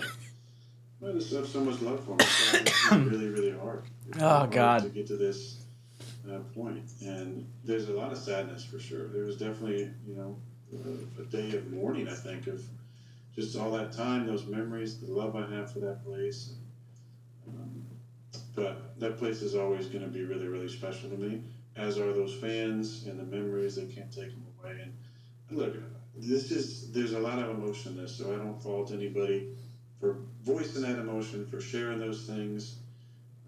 Some people might regret some of them later, but I hope every fucking person regrets the shit they said to you. Let's fucking win a chip. The decision too, because there was so much money being held hostage, and there was tampering allowed to happen during a free agency. So you're holding them hostage as well. This was all things that were actually being said. I have to relay the message. And I'm sensitive to all that. I really am. I'm sensitive to all that. And again, like I don't have any malice towards any of those people. Our fans are so passionate in Green Bay. I mean, yeah. And they show up, and there's a 50-year waiting list for tickets, and they pack that place every single year. And they live and die with the Packers, and it's just there's nothing like it across the league, and I'm just really, really thankful. I got to be the starting quarterback of the Packers for 15 years. I got to be in an organization for 18 years. Like 18 years, that's a teenager. That's becoming an adult. And that's what I did there. And that's what I did there, and it was because of the people I met there and the places I went and the times that I had. So, man, I love you, Green Bay. Thank you, and I'm as sad as some of you are, but we'll meet again. Yeah, hell yeah. Mark Murphy said that he'll be in our Hall of Fame. He'll be in the Hall of Fame. His number will be retired, which leads to Boston Connor's question for you. By the way, it's great to hear you speak like that about a team, in a city and people. That's cool, because it was very obviously rather heavy on you there. Had that moment. Yeah, that's a big deal. It's easy because the emotions are real. The tears are real. The emotions are real. And the love for those colors and that G and what that meant to me when I always told the guys, like, that G follows you wherever you go. So when you're out on the road, when you're back home, when you're out to dinner, like, you're representing an incredible organization. And I said those words, and I took those words to heart, and always tried to represent the G the right way. Also, the history of the organization provides things that not a lot of other franchises can have, like their rivalry with the Chicago Bears. That you know what I mean? Oh, yeah. Now that's Zito. He just had a great last 42 minutes here. Yeah. Zito's had a fantastic 42 minutes. Love you, Aaron. Yeah, he's a big fan as a Chicago Bear fan. But listening to you talk about that rivalry in a game that I think, with what the Bears have been, no offense, ZD, doesn't make much big plays. But with what the Bears have been over a big chunk of recent history here, a lot of people outside of that, I don't think, know that it's a massive rivalry. Like, hey, this is the real deal. So getting a chance to experience that the last few years with you and how you talk about it and how serious you take it, it's like, obviously you take a lot of pride in the fact that you're a Green Bay Packer, because a rivalry that nobody really knows is as big as it is very serious to you in your 18th year, 17th year in the NFL. You even told Justin Fields, like, hey, take this rivalry seriously. This is a real deal. Carry it on. It's like, you've always been very passionate towards the Packers, man. Always been very passionate towards the Packers. Connor has a question, though, for you about a team that has a passionate fan base and a situation potentially brewing. Yeah, as a Patriots fan, I gotta say, thanks a lot, Mark Murphy. You kind of fucked us. He's going to be a Jet. Really appreciate that. With that being said, welcome to the AFC East. Aaron, you might have heard Joe Namath come out and say, hey, if Aaron comes to New York, he can wear the number 12. When you're picturing it in your head, are you taking that 12 from the rafters, putting it on your chest, or just for all these jersey swaps? Should we maybe put on like a 2? Maybe you're wearing number 1. What are we thinking there? Oh, maybe a 0? That might get passed. Listen, that's a great question, Connor. With respect to the emotions, I think there'll be time for all those conversations down the road. Great conversation. Great response to that. Talk about the number later. Love it. The love I have for the team, and then giving an update on what's going on today. So that's a great question. I've seen what Joe said. there'll be time to talk about that down the road. Love it. 12's on the table. It may be off the table, but it's possibly on the table. Take the Jets. I guess that's the thing. You know that. Yeah. All of us do. Bills, Finns, Patriots. I mean, the Jets are the. Hey, that's the kitchen, baby. They want it in there. Bingo. Hey, they want it out there. They've been waiting. Yeah. You're gonna get a parade over there from what I've been hearing. He's got a parade. He's gonna be at the front. He might write a 6 New York Times bestseller about you coming to the city. It's gonna be accurate, Aaron. It's gonna be this little figure that is in his Mr. Rodgers' neighborhood. on his back. I mean, there's Roger that, boys and girls. He's coming to New York. Tom has a question for you, Aaron. Aaron, was it always the Jets? Was there any other teams that potentially you knew that were trying to get you? Or was it just retirement Packers, Jets? Yeah, that's a good question. I think there were other teams that were interested, and obviously there's certain players that I have a lot of love and affinity for. And the reuniting with especially one specific person would have been Devontae in Las Vegas. You're talking about Devontae Adams? Not mentioning any names, but there's definitely one particular guy who who him and I have this special kind of unspoken rapport. That's Devontae. Okay, yeah, that's Devontae. Where's it feeling? The Las Vegas Raiders. It's got to be Adams. I remember the name in person. Probably would. That's Devontae? I'm back. Yeah, I'm back. I got Raiders? Huh. We didn't know they were back in the game. If there's anybody that I would have wanted to put on the man list, I mean, if you can incorporate any player across the league, it would be one specific person. But that being said, like I said, it was leaning definitely towards retirement. That's what I felt like when the clock hit 0 at Lambeau. That's why I wanted to walk off with Randall Cobb. That's just kind of what it felt like. Oh, that was cool. That's a really cool moment. Who's calling you? Who's calling you? Oh, this is a big deal, obviously. Somebody got your phone number. Is that Shefty again? He didn't lose your number? It's put on a do not disturb and it goes away, but obviously it does. It's the best. Put it on focus, rate the moon mode. Boom, lay off for me. Yeah, the moon mode, I thought that you could get another call, but obviously it doesn't work. But listen, there's a lot of reasons why the Jets are attractive, but there's one coach who's been as much to me as any coach I've ever had, Andy Evans be the coordinator there. So, okay, so that did matter when it happened. Okay, and it ended up mattering potentially. It didn't matter at the time for sure, but there was obviously an interest from them, and interest from quite a few other teams, but that seemed to be the. Hackett was at the bottom of the bottom. Remember, head coach Denver Broncos. We suck. He's out of here. Now he's offensive coordinator for the Jets, and it's like Aaron's like, really interested in the New York Jets because the guy that they just hired is the offensive coordinator. Good for Hackett, bro.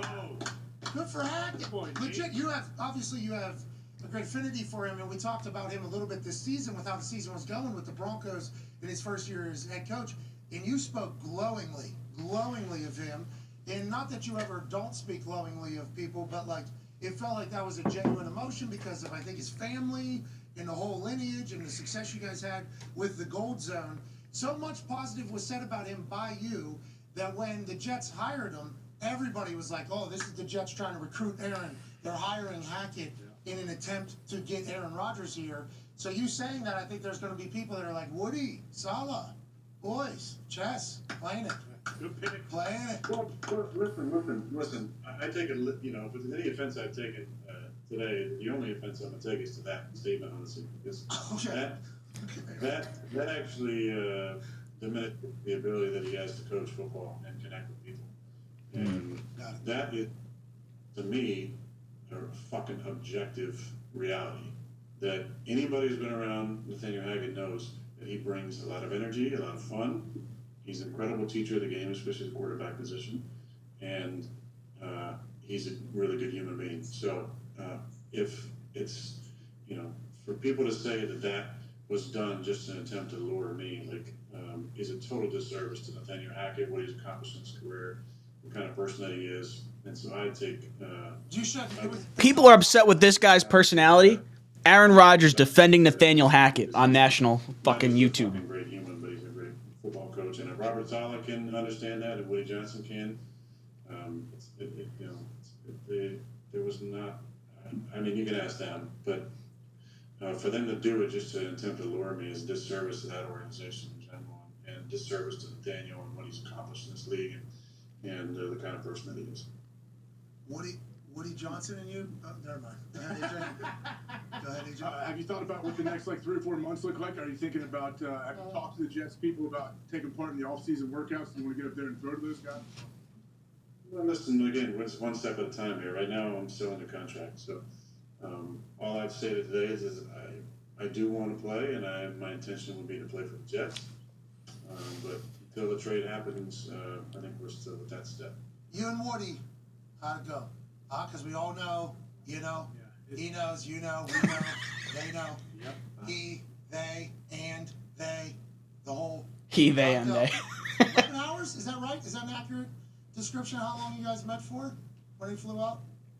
No, that's not accurate. Okay, It was pre-daylight savings. They walked out about just after sunset, which is probably shortly after 6. They arrived at the house at 2, so 6 minus 2, carry the 1, about 4 hours. Wow. Okay. Is that 1/6 of a day? 7 hours of travel. What'd you guys do? They had Oh yeah, 3.5. out there. They landed and had lunch. 3.5 back. No, quicker back. They have good tail stream. Yeah. Yeah, did you guys do ayahuasca together? No, Did you guys get vaccinated together? didn't do that either. No. Oh, okay. We didn't know. There was people speculating. Pac-Man, whoa. What did you think? Was that a fascinating convo? 4 hours? Did you get to know him, you feel like? It was a very relaxed conversation, and it was easy conversation. It wasn't just obviously Mr. Johnson. It was Rob was there, and Nathaniel was there, and the GM Joe was there. I made the money guy was there, so there was more than just that. There was a good conversation. It was very easy conversation. They ask you about ayahuasca? No, there wasn't any of that. Darkness? I told him a little bit about the darkness. It's more Rob. Rob was interested about that. There you go, Salah. Salah goes into darkness. I love it. Turn stories like, oh, I went to boom. You know, like, was there any? Did we do a whole roundabout table talk here of our experiences? Like, do you feel like it's a good match over there? Because I think that's a big deal, isn't it? Don't you? I think the match is important. I think there's also a sanctuary of solace that surrounds my house, where what happens inside it, some of the conversations need to be given the proper privacy. That's the right answer. The Jets not saying anything locked this up. The Jets have known this guy's going to come to the Jets for the last few days. This has been a decision already in the making. The Jets didn't say a word, and the secrets that stay inside Rodgers' house made this deal happen. Like a holding cell. I don't know if you've ever been locked up. I've been locked up before, and it's a holding cell where you can't go out. It's dark and they slide your food through. I want to know more about this darkness thing. Can you explain this to me? Because my son wanted to come, and I told him last night, I was like, if you can go in here and stay in this bathroom for an hour and a half with the lights off, with this A-Rod jersey on, you can come with me. The shit don't He's not here. He is not here today. So can you explain a little bit more to me? Oh, this is magical, boys and girls. I love you, man. You're one of one, my friend. That's all right. Listen, there was a lot of people were asking about that. But the reality was the door was open. So anytime you want to go out, you can go out. I talked to a good friend who had been in about 10 days before me, and he decided every single day he was going to go out for a half hour or an hour just to kind of reset. And so that was an option. But when I blew the candle out the first afternoon, that was it for the light until I saw the light again about 9:30, I think, in the morning I came out. So I enjoyed it. It was it makes you be very intentional about everything. Everything takes time and intention. Walking to the bathroom, finding your way, through the room to the bathtub, to start the bathtub, waiting for the hot water to come on 40 minutes later, and waiting for it to fill up for 40 minutes, and then knowing you got 15 hours left in your day, so you got to find time to fill that up. And then eating is very intentional, the slow bites and slow through and enjoying the smell. You got a lot of time. But what it does is it allows you to contemplate everything. And when your mind really slows down to where you don't need as much sleep, which makes you sleep less, so you're not tired. So you have even more time for contemplation. But I found that the thoughts during that were very linear. Basically one thought, and then that ended, and another thought, and that ended, and another thought. So that was nice. Where in modern day world, even this conversation, probably many of you are thinking about 20 other different things. Shit, I am probably too. But that's the way our minds work, because we have so much stimulation and stuff that's in our eyes, and light and things to look at. In the darkness, it's pitch black, and you don't even see. Your eyes don't adjust. So you rely on your other senses, and it's just a lot of time to really contemplate. And meditation's really nice. And I kind of had a theme of the day that I asked for in a morning meditation, and then kind of sat with that theme throughout the day, and kind of lived in that reality, and really enjoyed it. There was the last day, like I said, I was ready to get out. Maybe I was like, okay, I think I've thought enough. But I wasn't miserable. If I had been miserable, I would have walked out. I wasn't miserable at all. I just felt like, okay, it'd been 72 hours. I'm ready to come out here. To Pac-Man's thought, I think a lot of us, as you were describing it, were very confused about why you would seek this type of thing out. But then you, obviously being a human who is not worried about trying to find like a level of swag or cool, just your own inner happiness, it feels like is what we've kind of learned from it all.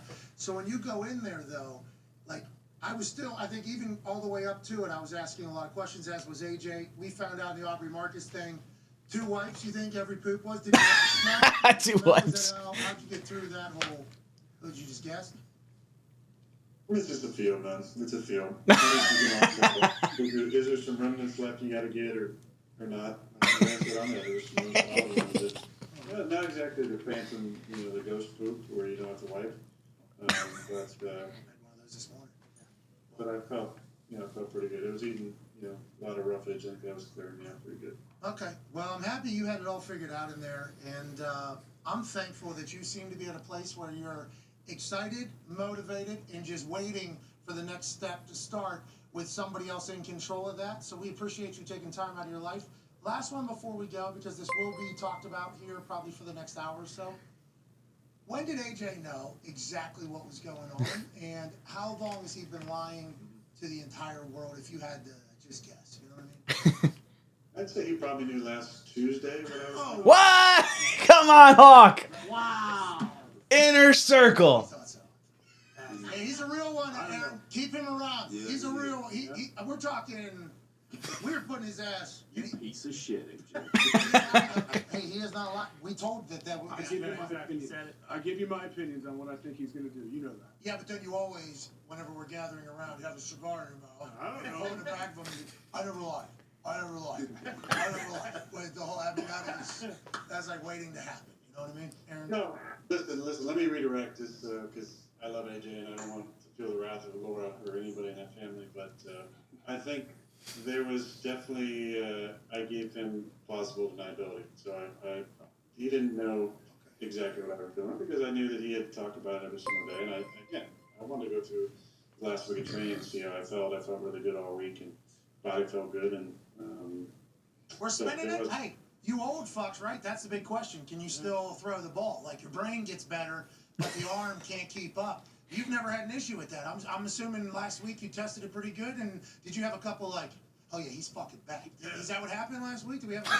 Yeah, I was back in the very highly competitive charity flag football game, if you remember. The kid picked you off again? Yeah, you hit the kid with the ball after he picked you off, right? Remember that? I tried to. No, I didn't throw any picks this year. A nice clean run. Leinart won that. Shout out to my boy Tim Vizzy, who just absolutely balled out again, and his brother Matt. Got a baby Tim, Matt. There you go. Brothers. So we did not win. Matt Leinart, his team ended up winning. And they had 2 of those kids from last year. One of the kids that picked me off. So, championship kid. So you remember the exact play that kid picked you off for sure. I mean, no, I he did a remember little the kid. sell. He was supposed to go this way. He didn't. He's a great kid. I need to put him on my demand list. The kid that intercepted Rodgers in the flag football games going on the list. He's going to play cornerback for the Jets next year. You know what I mean? Who knows? We might be able to sneak him in the back door there, especially to a Jets franchise that's ready to go. They got top 5 defense, Pac-Man. Yes, sir, they do. Hey, you know, top 5 defense says Pac-Man. They got Brees Hall, who, if you wouldn't have got hurt, Offensive Rookie of the Year. Actual Offensive Rookie of the Year, Garrett Wilson. Offensive line, right? They invested in the offensive line. Uzama they grabbed. We'll see. Hey, we'll see if a trade gets done. Yeah, I hope that a lot of stuff was cleared up. And again, I think speaking for myself, anybody, you know, that just consider the sources when it comes to me. I will say there's a couple people who've had some things that have been right, and it's been surprisingly some of the professed Jet fan commentators, but everybody else, and if somebody gets my number, just a little, you know, heads up to them, I'll send you the same response, either no response or the response I sent. Yeah, so Schefter tweeted it. Schefter tweeted it. Yeah, Schefter tweeted the photo. There it is. Lose my number. Fuck you, Schefter. These clowns have been making fun of the Jets for the last 10 years. We got a quarterback who's sending it right back at him. Well, he was just confirming your story, I believe. He was just saying that he dumped on himself. He doesn't want that, does he? Oh, that's hilarious. You're an absolute. Can't wait to see what happens next. I appreciate the hell out of you, brother. This is a massive day on this program's history. Huge. Look, we've done a few of those, and you know, I'm a loyal person, which is why this has been so hard, because I love my Green Bay people, our fan base, my dear friends of the organization on every level, my friends in the community, and when it comes to loyalty, I'm also loyal to you and the boys, and obviously Age and his family, and you guys have been a great platform to talk on, and that's why I wanted to come on here and hopefully clear some things up for everybody. So We love you, bro. I love everybody out there. Nothing but love and appreciation, and everybody take care out there, and hopefully there'll be some movement going forward. We can get on with our lives. I still throwing it. Just want to let you know that. And hell yeah. We got our quarterback. Let's fucking go. Aaron Rodgers wants to be a New York fucking Jet. Let's go, Aaron Rodgers. Oh, man. Holy hell. All right, what do I got to get back to? Holy smokes. Oh, man. All right, let me go back to where he's goes back. So Jeffrey Williams is going to be the one I got to get to first. Sorry about this. I've been so dialed in. Oh, it's crazy. We've had so many comments. I don't know if I'm going to be able to find it. Holy hell. We are so thankful and grateful. We appreciate the hell out of you, man. Just want you to be happy. Literally. That's all we care about. All right, let me find it. Mr. Bucks Nation. I'll get you guys. Come on. All right, let's get to a break. And then on the other side. Sorry, trying to catch up here. Wow. This is what happens when you don't look at the computer for like an hour. All right, so first one up, Jeffrey Williams says he thinks he's talking about Wingo. I think that's what in reference to the people that he trusts comment. So Jeffrey, I completely agree. Wingo has broken everything on Rodgers the last 2 years, give or take. So I friggin' love that. Randy drops in, says, yeah, we got A-Rod. Let's go.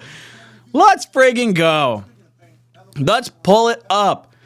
Aaron Rodgers is going to be a New York friggin' Jet. Brian Kelly comes in. Let's fucking go. Thomas Roberts. All the stress was worth it, dude. It took way too long for this to come about. Mr. Uglis comes in and says, I had this on my phone during a staff meeting and had to walk out after the fuck yeah portion. Now I'm outside losing my shit. Dude, this is one of the happiest moments in Jet history. RP Eagle says, J-E. Jets. Ah! Boys and girls, we got ourselves a fucking quarterback. Hit the like button. Hit it.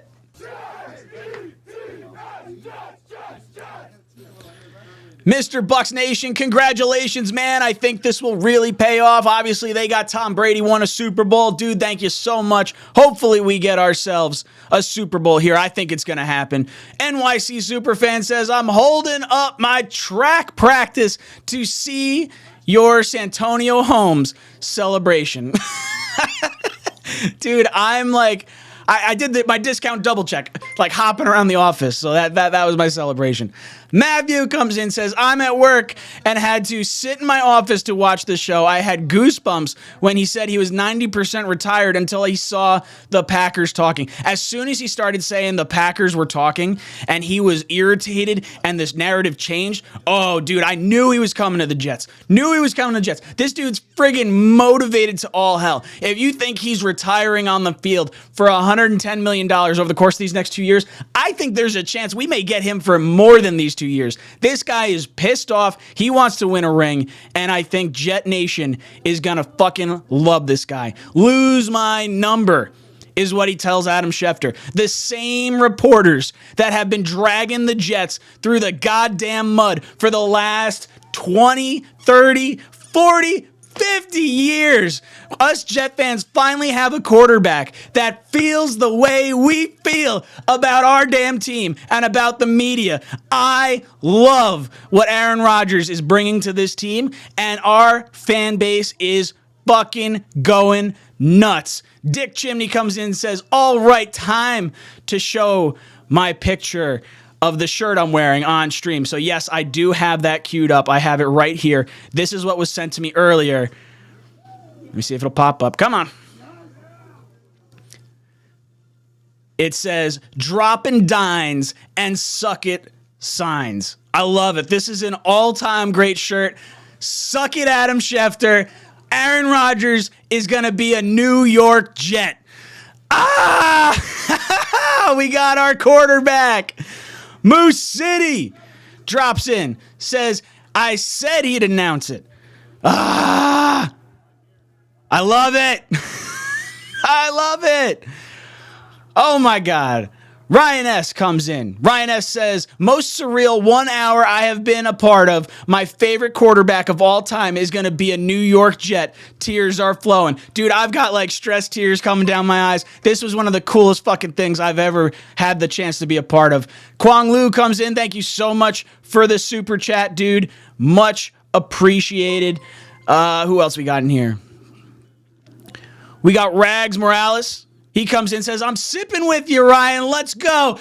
Buckle in. Strap in. Aaron Rodgers is going to be a New York Jet with a top 5 defense. The last time he had a top 10 defense, he won a Super Bowl. The last time he was pissed off at the Packers, he had back-to-back MVPs with our offensive coordinator. Let's go. Let's fucking go. Brian comes in. AR, baby, I'm getting married this year, but this may be the highlight of my year until the playoffs. Don't let your wife see that, Brian. Brian, am I going to your wedding? Is that the Brian that I know? I don't know if that's the Brian I know, but I won't say anything, but I know it's exactly how I feel as well. Piddly Poo comes in and says, Jets are extremely lucky to have this gentleman in the room, experience, savvy, and moxie. Thank you, Aaron. It's your show. Do it. Aaron Rodgers, we love you here in New York already. You're going to be one of us. We hate the media. It's one of those things that have absolutely dragged us through the dirt for the last few years. You being able to break your own news, dude, you are preaching to the choir. Love it. Flight Right comes in and says, thank you, Packers, for motivating this man jet up. It was to their benefit to motivate him. Otherwise, he retires, they get a massive dead cap hit. So him getting motivated helps the Jets, helps the Packers, helps Rodgers. I'm all about it. Number one, Volo fan. Funny how one reports the deal, the others, the numbers. The other breaks down the contract. Information cartel, nothing like from the horse's mouth. Yeah, I mean, listen, think about how many people we listened to over the course of the last 2-3 weeks, whatever it was, where we had to hear, oh, there's multiple teams in on Aaron Rodgers. Oh, we're not sure if he's going to retire. Oh, he's planning to go into the darkness. All this other stuff. Oh, he's got a list of demands. And Aaron Rodgers comes out and goes, this has been done for like 10 days. The Jets kept my fucking secret. My privacy in my house is important to me. The Jets did exactly what Aaron Rodgers wanted to do. There was a little test. And Woody Johnson, Robert Saleh, Joe Douglas, Nathaniel Hackett, those guys passed the test. We got ourselves a quarterback. Let's go win a chip. Jet Engine comes in. Jay! Me and A-Rod both got new jobs on the same day. Get some poppin' the championship. Poppin' bottles. Jet Engine, congratulations on your new job. Dude, I'm so pumped for this. Tigo, let's fucking go! I love it. Carlos comes in, says, forget the draft party, dude. Today's the party. Let's fucking go. Let's go. Kevin drops in. Kevin says, dude, let's fucking go. Sky C coming in. Holy Jets, this is awesome. It feels like the curse is broken. It's insane and incredible. Great news. And we're going to dominate. Aaron Rodgers is going to love us, Jet fans. Let's go. I love it. Boys and girls, we got ourselves a quarterback.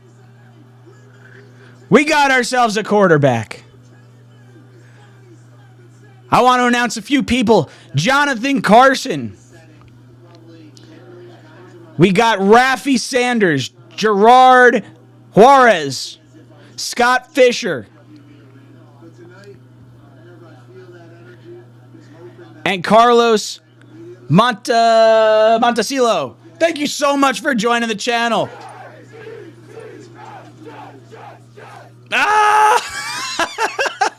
Oh, my voice. I'm not going to be able to talk. This is so cool. We got our goddamn quarterback. We got our quarterback. Let's go get a goddamn stack. Let's go get a snack. Ryan, now that I'm a member of your subscription, I figured it out. Thank you, Carlos. It means the world to me that you support the channel. And everyone in the chat, for you guys hanging out here to watch this announcement live, means the world. Isaac comes in, says, let's fucking go. We got the best quarterback in the division now, bar none, dude. Best defense, best quarterback. Let's see what the odds at the Super Bowl are now. We were plus 2,500 just 2 weeks ago. Karthikeya comes in with a super chat, says, wish we'd play the Packers next season. Massacre. Yeah, dude, I want to see it. He said, well, this is going to be the last time we see you. We'll meet again. It's going to be in the Super Bowl. That's how it's going to happen. Ryan Lotan comes in and says, Garrett Wilson will be a top 5 wide receiver this year. You think everyone on the offense, Breece Hall, Garrett Wilson, Elijah Moore, Denzel Mims, Uzama, Conklin, all these guys become viable options in your fantasy league now. When's the last time you've been able to take a goddamn Jet player and felt confident about him? The New York Jets have their quarterback. Junior Martinez says, first row MetLife, here I come. I cannot wait for opening day. Big JT, so Green Bay could still back out of the deal and decide they don't want to trade him to us if they like another team's compensation more. Because Aaron Rodgers is going to retire if that's the case. That's what's going to happen. Noah comes in, celebrating 22 months of membership, says, Ryan, let's fucking go. What are the odds at the Super Bowl now? I put $100 on the Jets winning the Super Bowl when it was plus 2,500 before the Aaron Rodgers news came out. I don't know what we're at now. It's got to be near plus 1,000. I'm all about it. I think the Jets win a ring. The last time Aaron Rodgers had a top 10 defense, he won a ring. The Jets were a top 10 defense last year. We have, look, Tom Brady leaves his team, goes to the Bucs, wins the Super Bowl. Matthew Stafford leaves his team, goes to the Rams, wins the Super Bowl. Peyton Manning leaves the Colts, goes to the Broncos, wins the Super Bowl. We fucking did it, boys and girls. We got ourselves a quarterback. Isaac! Becoming the newest member of the channel. Thank you. This is awesome. Kenya, great news. Anthony D, Ryan, we're going to the fucking Super Bowl. Florida Jet fan, we fucking did it. Larry, we did it. Fire emojis. Kaiser, we're finally going to get Rodgers versus Mahomes and the Jets and Rodgers. Let's go. Dan C says plus 1,400 for the Jets. I'm shocked it's that low. Shocked it's that low. To quote Willy Wonka, we got a blueberry for a quarterback. I don't understand what that means. I love it. Harold, you're drunk. You damn right I am. I just chugged a bottle of champagne because we got our fucking quarterback. Pardon me. I don't care if we're demonetized. I'm having a day. Texas Toast. Ryan, he's coming. Tigo, going to a game this year for sure. Don't care. We need to go see my first Jets game live. Dude, I love it. Angelo says plus 200, plus 1,200, plus 1,400 from Dan C. High Lost Boy says we got to be at least plus 1,000. I think it's going to keep dropping. Rube says, has Ryan had a few? Ryan has had a singular drink. That is it. One. I've had one drink. One drink. And it's worth it. I wish I had more. I might have to go get some White Claws. Matthew Barone comes in and says the Jets are now plus 180 to win the AFC East. Dude, I don't know how you don't look at this team. We beat the, at the time, 1 seed Bills with 150 yards without our 2 best offensive players, Zach Wilson throwing 150 pass yards. We beat the Bills. Now you got Aaron Rodgers added to the mix. Yo, good luck, AFC East. Jets are coming. Moose City. AR-12 about to light it up. Dude. High Lost Boy says, opening is going to be crazy. Vinny says, my son is due in June. Congratulations, Vinny.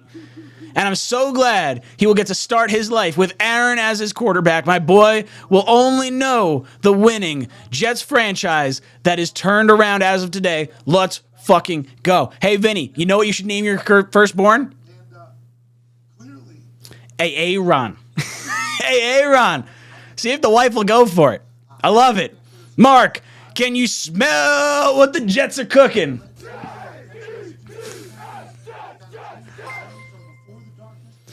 Pro Duel. Let's go. I can now die in peace. We're going to the Super Bowl. Let's go. You can't rain on my parade today. I don't care. Jay says, I hope we see the Chiefs on opening night. Oh, that would be special. Rick, it's a fairly large drink, though. Yes, it is one beverage. That is of, how many milliliters is this? I don't know. 1 bottle of champagne. Worth it. Rob says he loves all of us right now. Isaac, Ryan, we need lose my number Jets shirts now. Oh, you know it. I'll get it. Lose my number, Schefter. Lose my number. The Jets got a quarterback. Ah! Equal yet different. Over 11 wins minimum. I agree. If it's the over-under, I'm taking the over. Ryan, finally, it's about time. Dude, thank God. Where is his wife? Talking about our boy Vinny earlier. Or me, who knows? My wife's in the other room. She's probably like, oh my God, it's happening. What's going on? It's Josh. Get your credit cards ready, boys. Rodgers jersey on the way. Who's got their jersey ordered? Jet Boyer, every Jet today has become what every Cowboy fan is every year. It's our year winning it all. Dude, pound your chest. No one's raining on this parade today. The New York Jets are going to have their quarterback, and it's a Hall of Fame one of the best of all time, coming to a defense that's one of the best in the NFL. Greg, 14-3, first in the AFC East, and number 2 seed in the AFC. Nah, we're getting that first round bye, kid. First round bye. Burger with a side of Jeremy Curly fries. Ryan, we're about to have the same amount of primetime games next year as we did for the last 3 to 4 years. Yeah, the Jets are going to have 3, 4, 5 primetime games. I love it. Edward Ziff says 9 months from now you'll be having another kid because of this. Becca, strap in. We're going for it. Next one's going to be named Aaron. Or Aaron, who knows? Christopher Schefter has the screen of Aaron's text on Twitter. It's great. Lose my number. I love Aaron Rodgers. Instantly my favorite player on the team right now. Oh, it's so cool. He's not on our team. He's my favorite Packer. Favorite Packer right now. Robert says, I have tears of joy right now. Dude, I'm exhausted. I'm absolutely exhausted, and I fucking love it. Nicholas, Jets still need to seal the deal with the Pack. They're going to squeeze us now that the cat's out of the bag. No way. No way. Aaron Rodgers said something along the lines of, like, the Packers are not going to hold this over their head because, the compensation, whatever. It's going to happen. Aaron Rodgers to the Jets. Book it. No concerns. Ryan, the new shirt needs to say, why don't you take my number and Schefter it? Ooh, that's a good one too. Lose my number. I love it. Ryan Lotan, we have the leverage now. Won't have to give up more than a 3rd round pick this year. Rodgers made his intentions clear. I don't know how the Packers have leverage. If anything, the Jets are going to do, maybe not wrong by the Packers. Like, let's say we had, a 2nd round pick queued up and a conditional pick. Like, that's what we were kind of projecting. I think that offer's fine. If there's some negotiation going on behind the scenes, it's probably over the contract and if the Packers eat any of it. If the Packers start eating some of that contract so that way it makes the dead cap easier on the back end of our deal, then maybe there's a situation that they get a higher draft pick because of it. But because the leverage has totally swung in the favor of Aaron Rodgers and the New York Jets, the Packers have 0 leverage. 0 leverage. I fucking love it.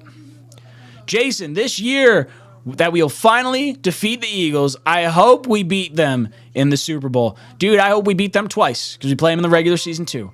Edward Ziff says Aaron Rodgers, in apology, he wasn't being a diva. He had left the Jets know last Friday his intentions. He let the Jets know last Friday his intentions. This was all because of Green Bay stonewalling. Yeah, Green Bay's held on to, they wanted to either get another team involved or they wanted to get more out of the Jets because they feel like we're on the hook. Now that the cat's out of the bag, I don't understand how this trade doesn't go through in the next day or two. It's got to go through. There's nothing else left to do. It's just a matter of if they're going to eat any contract. If the Jets say, hey, no, we're good. We'll take the contract. Here's a second. Here's a conditional pick next year. I love it. Absolutely love it. Dan C. says, I'm just happy to actually be able to confidently say I expect us to be in the playoffs and be a team that people won't be excited to play this year. Oh, yeah, dude. This defense, scary. Aaron Rodgers, they're going to pin their ears back even more. Rafi says, what are the chances another team comes and swoops in with the trade? Could Miami or the Patriots try to fuck this up? I don't think so. I think it's a done deal. I don't think Lazard winds up coming to the Jets if, Rodgers pulls, a quick one. I don't think that's going to happen. It seems like Rodgers is a man of his word. If the Packers could wait till June 2nd, so maybe there's a deal in place where it's like, hey, look, this trade's going to happen. We're going to plan as if Aaron Rodgers is here. Everyone's going to know Aaron Rodgers is here. We won't execute the trade till June 2nd. But if you don't execute the trade, or you go to another team for a trade, or Aaron Rodgers decides to retire, Packers give up 3 first-round picks or something ridiculous. You build in some sort of security where it's like an outrageous thing like the Packers did to the Jets in the Favre trade. 3 first-round picks if you trade them to Minnesota. If it were me, I have no problem waiting to June, but build a package and trade with the contingencies in place. Mr. Wrecked, you are going to sleep the best sleep tonight, maybe more. Go get him, Ryan. Dude, I have not slept for like a week and a half straight. Becca is pumped for this decision. Absolutely pumped. JD Grant says, Breece Hall tweeting celebration. The whole Jets team has got to be elated over the moon. Anthony says, Joe Douglas is going to pull off a robbery again. First Adams, the draft, and now Aaron Rodgers. Let's fucking go. Dude, I think it's going to happen. We're going to be surprised what we get him for. Trevor T says, my liquor store love me this week. Let's fucking go. Dude, I'm sure you're getting like every Jet fan coming in. Bottle of champagne, bottle of champagne, bottle of champagne. We're all waiting for it. We're waiting for it. Went down to the basement. Had to get that one out. I love it. Oh, the Dunce Cap Kid. My boy. I need a new intro. I need some discount double check. Dunce Cap Kid comes in and says, finally time to burn Quaz Cheesehead. Let's fucking go, Jets. My boy Bear. Let's go. Let's go.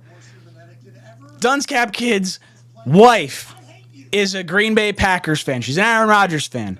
Now, get a green cheesehead. We could do a green cheesehead. We could do that. Let's fucking go.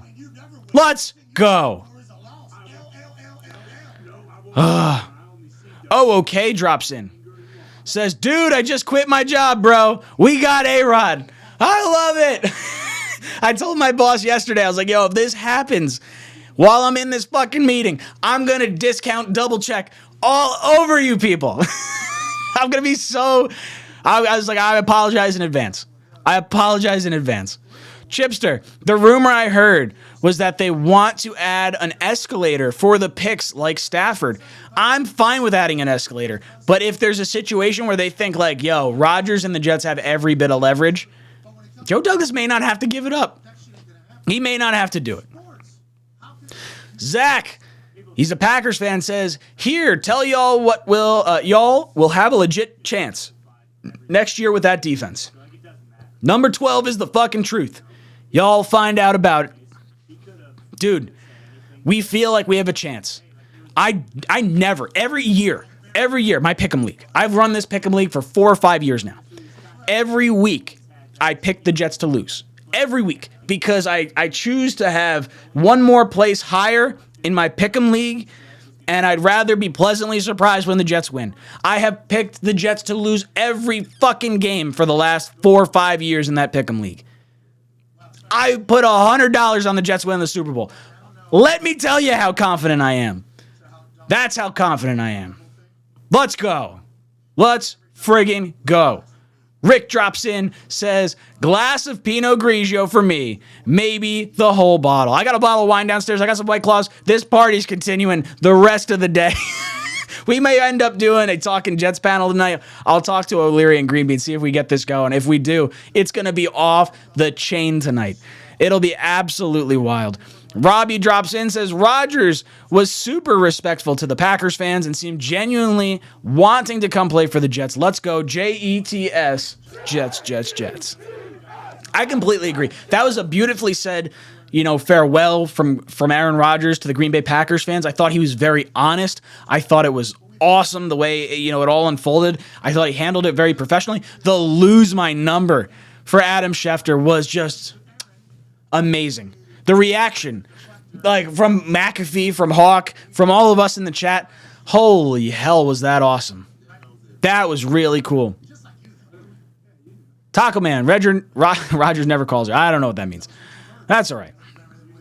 Michael says the NFL will get involved in the compensation discussion. Also loved how upset the Patriots fan was on the McAfee show. Oh, it just makes me happy. I can't wait to hear the Miami Dolphins fans and the Patriot fans and the Bills fans. Aaron Rodgers is washed. We don't have to worry about the Jets. They're going to jet it up. Yeah, jet the fuck up. Buckle in. Jets are about to run the table on you guys. Scotty Jetpack. I said temper expectations. Never been happier to be so wrong. Let's fucking go, boys. Happy beers tonight.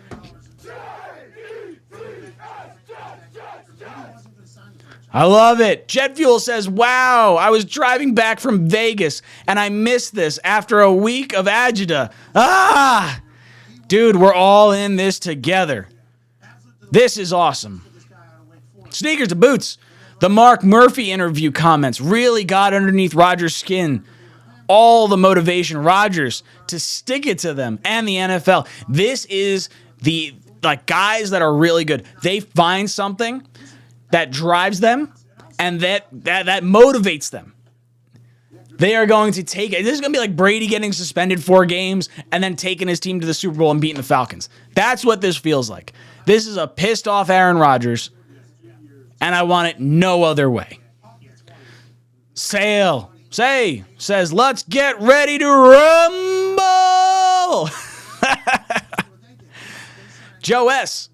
I was happy to hear him say how much other teams hate us. Yeah, dude, there's something about it. He feels like he's one of the fans. Like, we feel like we've been wrong for friggin' years. And for Aaron Rodgers to come out and say he's coming to the Jets and to stick it to the media after the media's been ripping us for the last fucking 2 decades, 3 decades, 4 decades plus.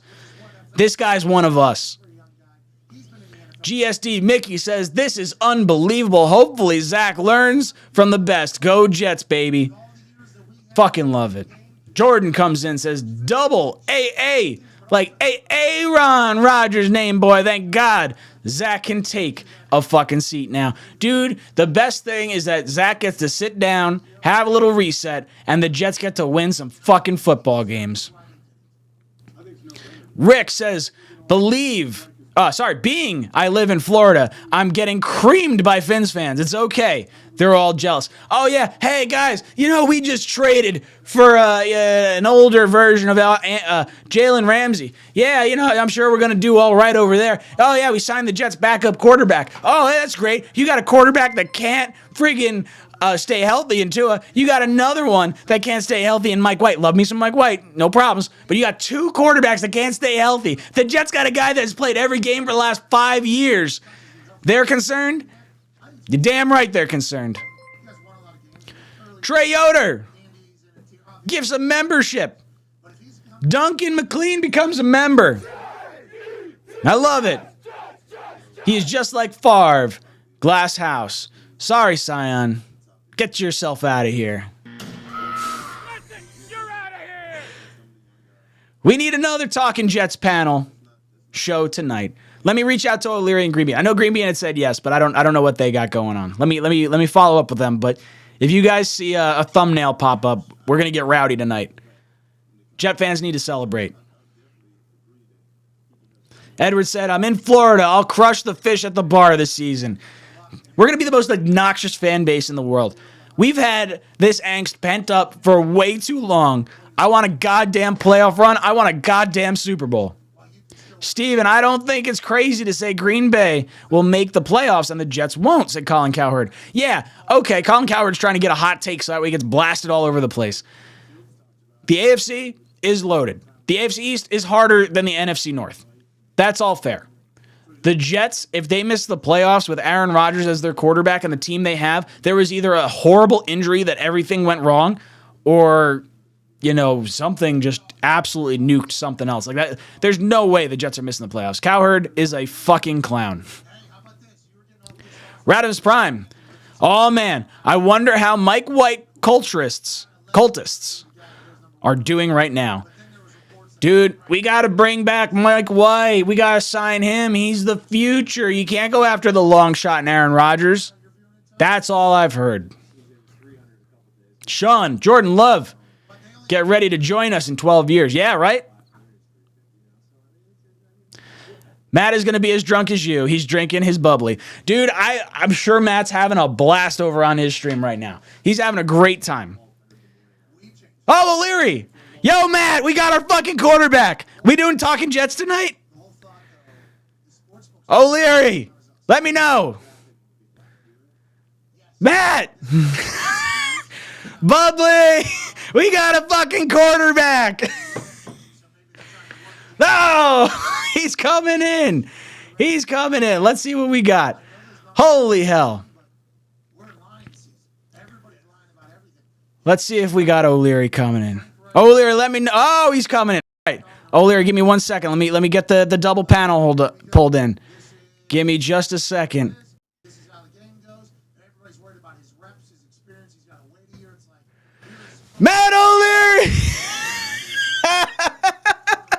How you doing, boy? Let's go! We got our fucking quarterback! What's going on? Dude, it's great. I'm going to pull our names off the screen because I have Green Bean's name up there from the last time I did this. Holy hell, dude. That was awesome. When he said, like, lose my number, Schefter, did you lose your bananas? I was jumping up and down.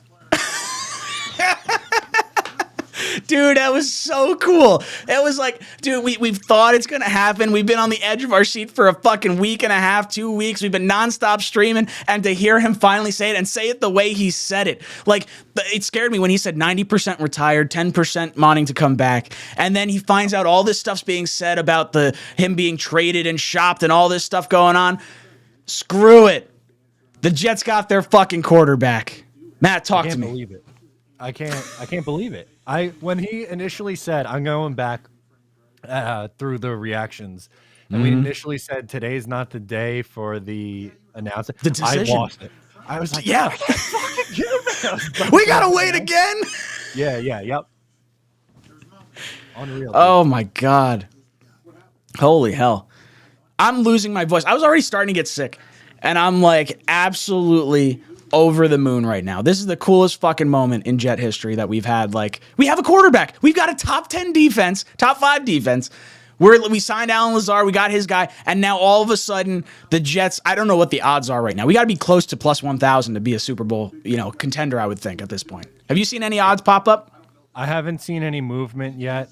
The only thing I've been just refreshing, looking for like any sort of like indication on what the trade package is. I've had people tell me that the Jets lost all their leverage, and then I've had people say that the Packers lost all their leverage. I don't know how the Jets possibly lose any leverage. He wants no part of going back to the Green Bay Packers. Yeah, no, there's no way the Packers have any leverage in this. He's already said, like, I've made it known my intentions are that I'm going to play for the New York Jets. This is fucking awesome.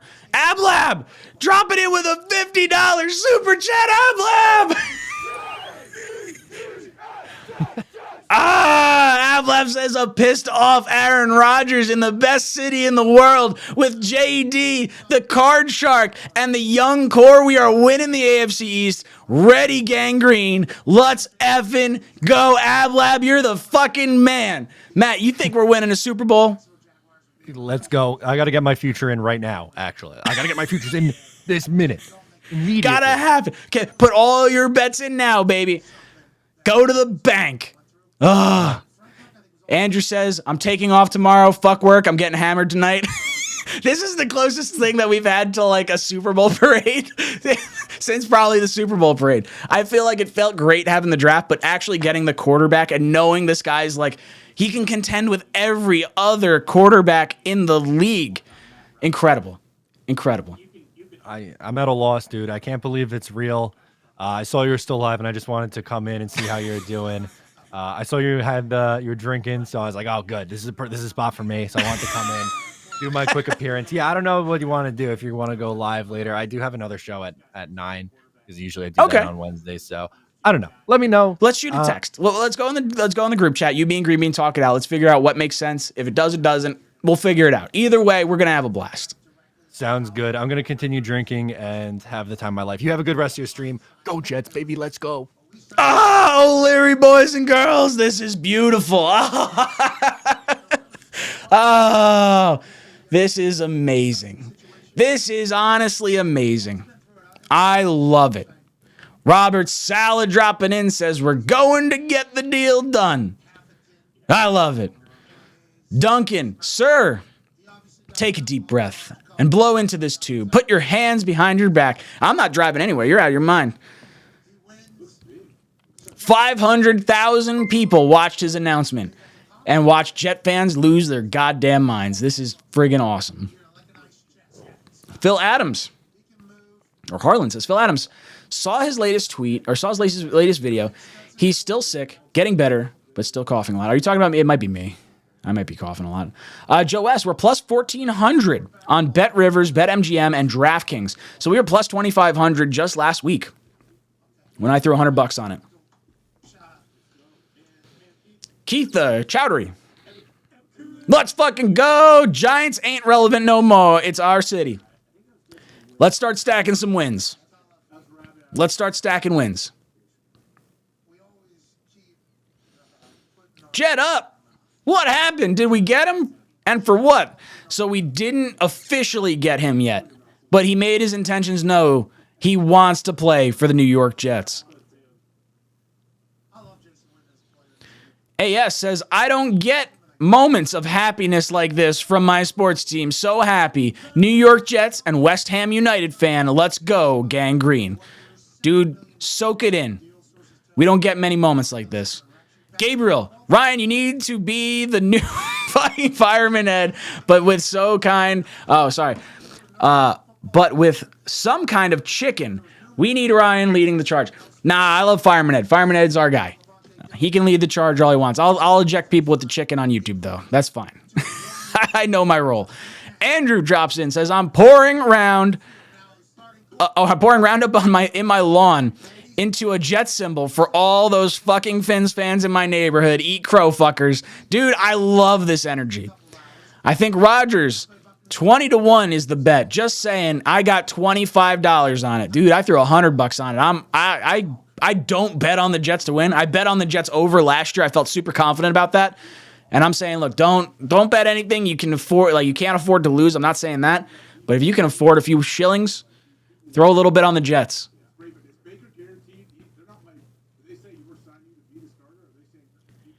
Pam says, you have no idea how many of us Packer fans will now be Jet fans. I love it. Packer fans, you're more than welcome. Come on over. You can root for the Jets and also root for your Packers. And fingers crossed we get a Jets-Packers Super Bowl, and then we can deal with it after that.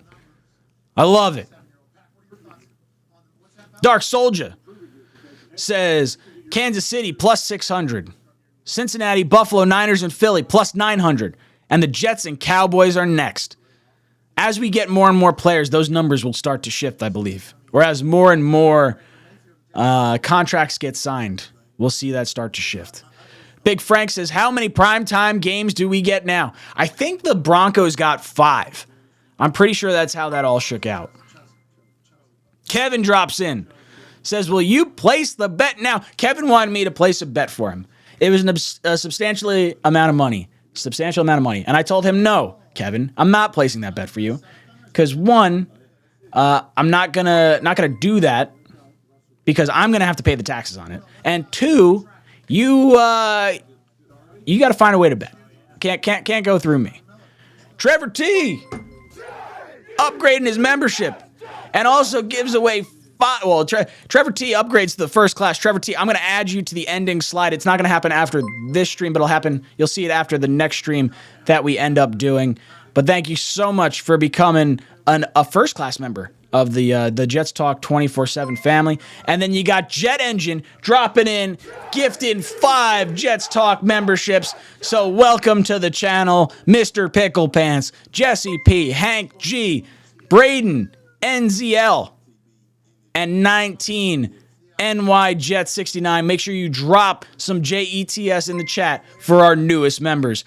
Ethan comes in. Ethan says, finally, we have a damn quarterback. I can't wait to see how we use our weapons. Right? How many years have we been going through this whole thing where it's like, oh, yeah, the Jets don't have a quarterback. Their weapons are okay. Or we've been like, oh, we have a quarterback, but the weapons aren't good. So they don't have an offensive line. They don't have a quarterback. They don't have weapons. They don't have a defense. There's always been some type of excuse. Well, now we do not have that excuse. We're going to have Aaron Rodgers. We're going to have a top 5, top 10 defense. We're going to have some elite weapons. We're going to have more people wanting to come here because Aaron Rodgers wants to come here.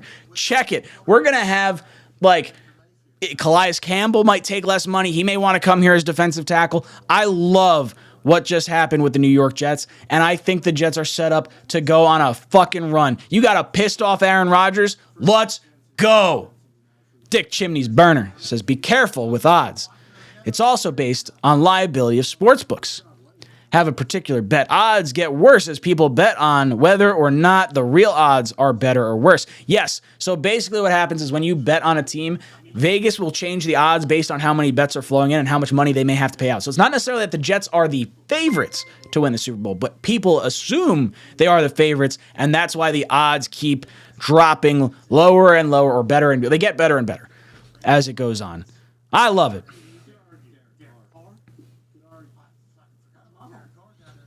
Justin, call me a Boy Scout. My tent's pitched. If I stand up. Oh, what just hit my desk? I don't know what just happened. Sorry. Danny says, can't wait to hear that first. Happy beers, Danny. Happy beers. Ali, I saw your phone call. I couldn't pick it up. I was way too stressed. Off-season just started, man. Watch the people who will want to come with him. Dude, it's going to be a rush. Let's go. Let's go. Let's friggin' go. Duncan, today we learned that Sauce scared Aaron Rodgers so much that he wanted to play with him instead of against him. I agree. I think that's exactly what happened. Momo, who do we get next on the defense, especially linebacker and safety? I would like to go the draft route for safety because Jimmy Ward's already been signed. Maybe you go Adrian Amos from the Packers because Douglas scouted him and drafted him while he was the Bears director of player personnel or whatever he was. As far as linebacker, I don't know. I would prefer to go Calais Campbell. I think if you get him on the cheap, that would be really good. Replace Sheldon Rankins for a guy like a third the price. Love it. Nick H says, these press conferences will be absolutely must-see TV. Dude, I cannot wait. Greg says, Jets versus Cowboys on Thanksgiving. That would be cool. Dude, I kind of hope we don't get the Thanksgiving game because, like, I want to enjoy my Thanksgiving. I don't want to have to be, like, dialed in. That's okay. Big Frank thinks we get 5 primetime games. Yogi, put 100 on the Jets Super Bowl. Let's fucking go. Yankee Jets says, can't wait for the season. Let's fucking go. Angel comes in, center and safety, 2 biggest priorities. Yeah, I think center's the next position I want. I would prefer a vet and then draft someone in like the middle rounds to groom behind him for a year or 2. But honestly, if you want to take a center in the second round, I don't know what the trade compensation is going to be. If the Jets get him for anything less than a second and a conditional first, like we deserve to lose our minds. It's going to be great. Samini is shaking in his boots, right? He's going to have to be positive for once. How many times have we seen him where he's just like, negative Nancy? Let's go. Andrew, damn traffic needs to get out of my damn way. I'm ready for some damn shots. Jameson coming soon. Dude. MJ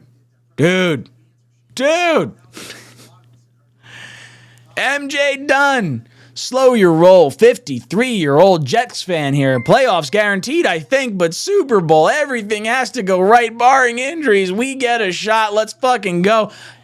MJ Dunn. I understand some concern, but I can tell you, I am not concerned at all. This defense plays how it played last year, and Aaron Rodgers gives us at least what he got last year. The Jets are winning the East. We're getting a home playoff game, and we're going to have a real good shot at the Super Bowl. Oh, okay, says, do the Jets sweep the East? Are we good enough to beat the Chiefs? I think the Jets could sweep the East. I don't think we will sweep the East. I think we sweep the Patriots, and depending on the health of the quarterback situation in Miami, and depending on what happens in Buffalo, I think we split those games. So I think 4-2 would be my realistic guess for the AFC East right now.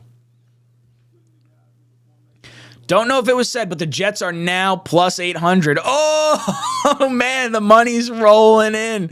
Dark Soldier, Ryan, take a shot for me. I've been sober for about 5 years. Dude, I'll have another drink for you. Don't you worry.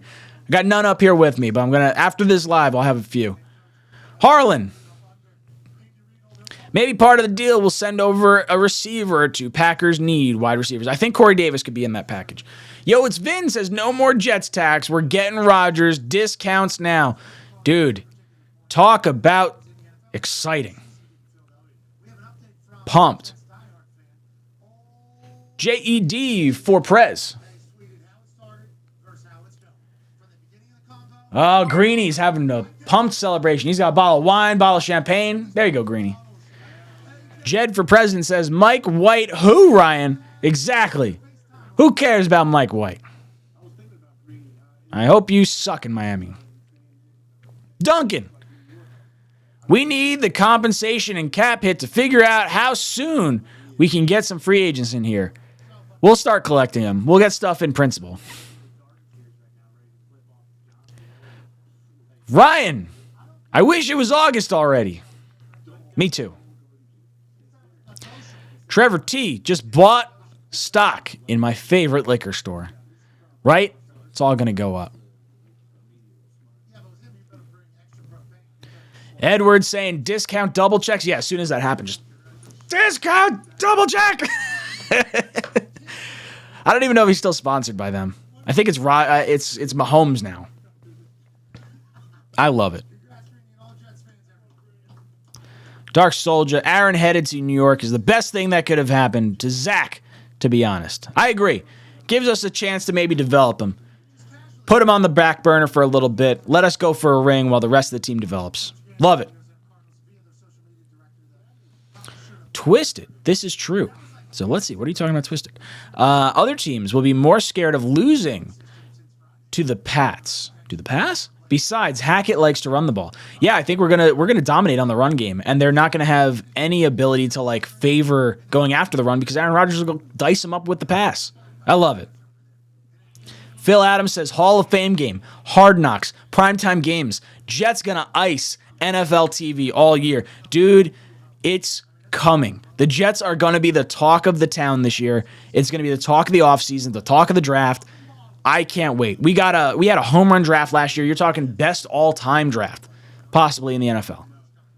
And we just added a top 5 all-time quarterback. Let's go. Kevin goes, oh, I'm so freaking pumped right now. Hopefully he signs today or tomorrow. I'm going to take a nap. Now we know. Yeah, boys and girls, now that we know, let's drop some JETS in the chat. All you members out there, let's hear it.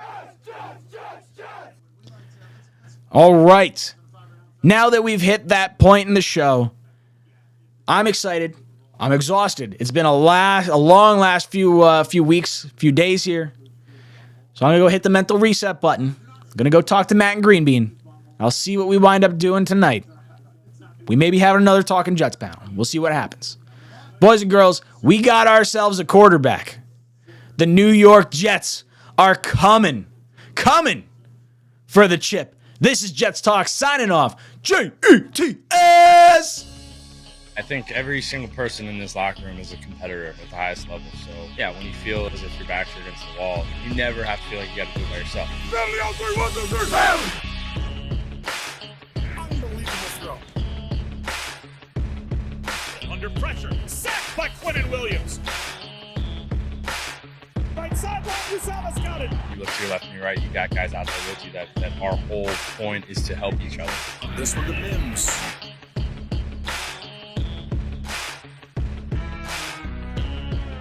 That's Corey Davis climbing the ladder.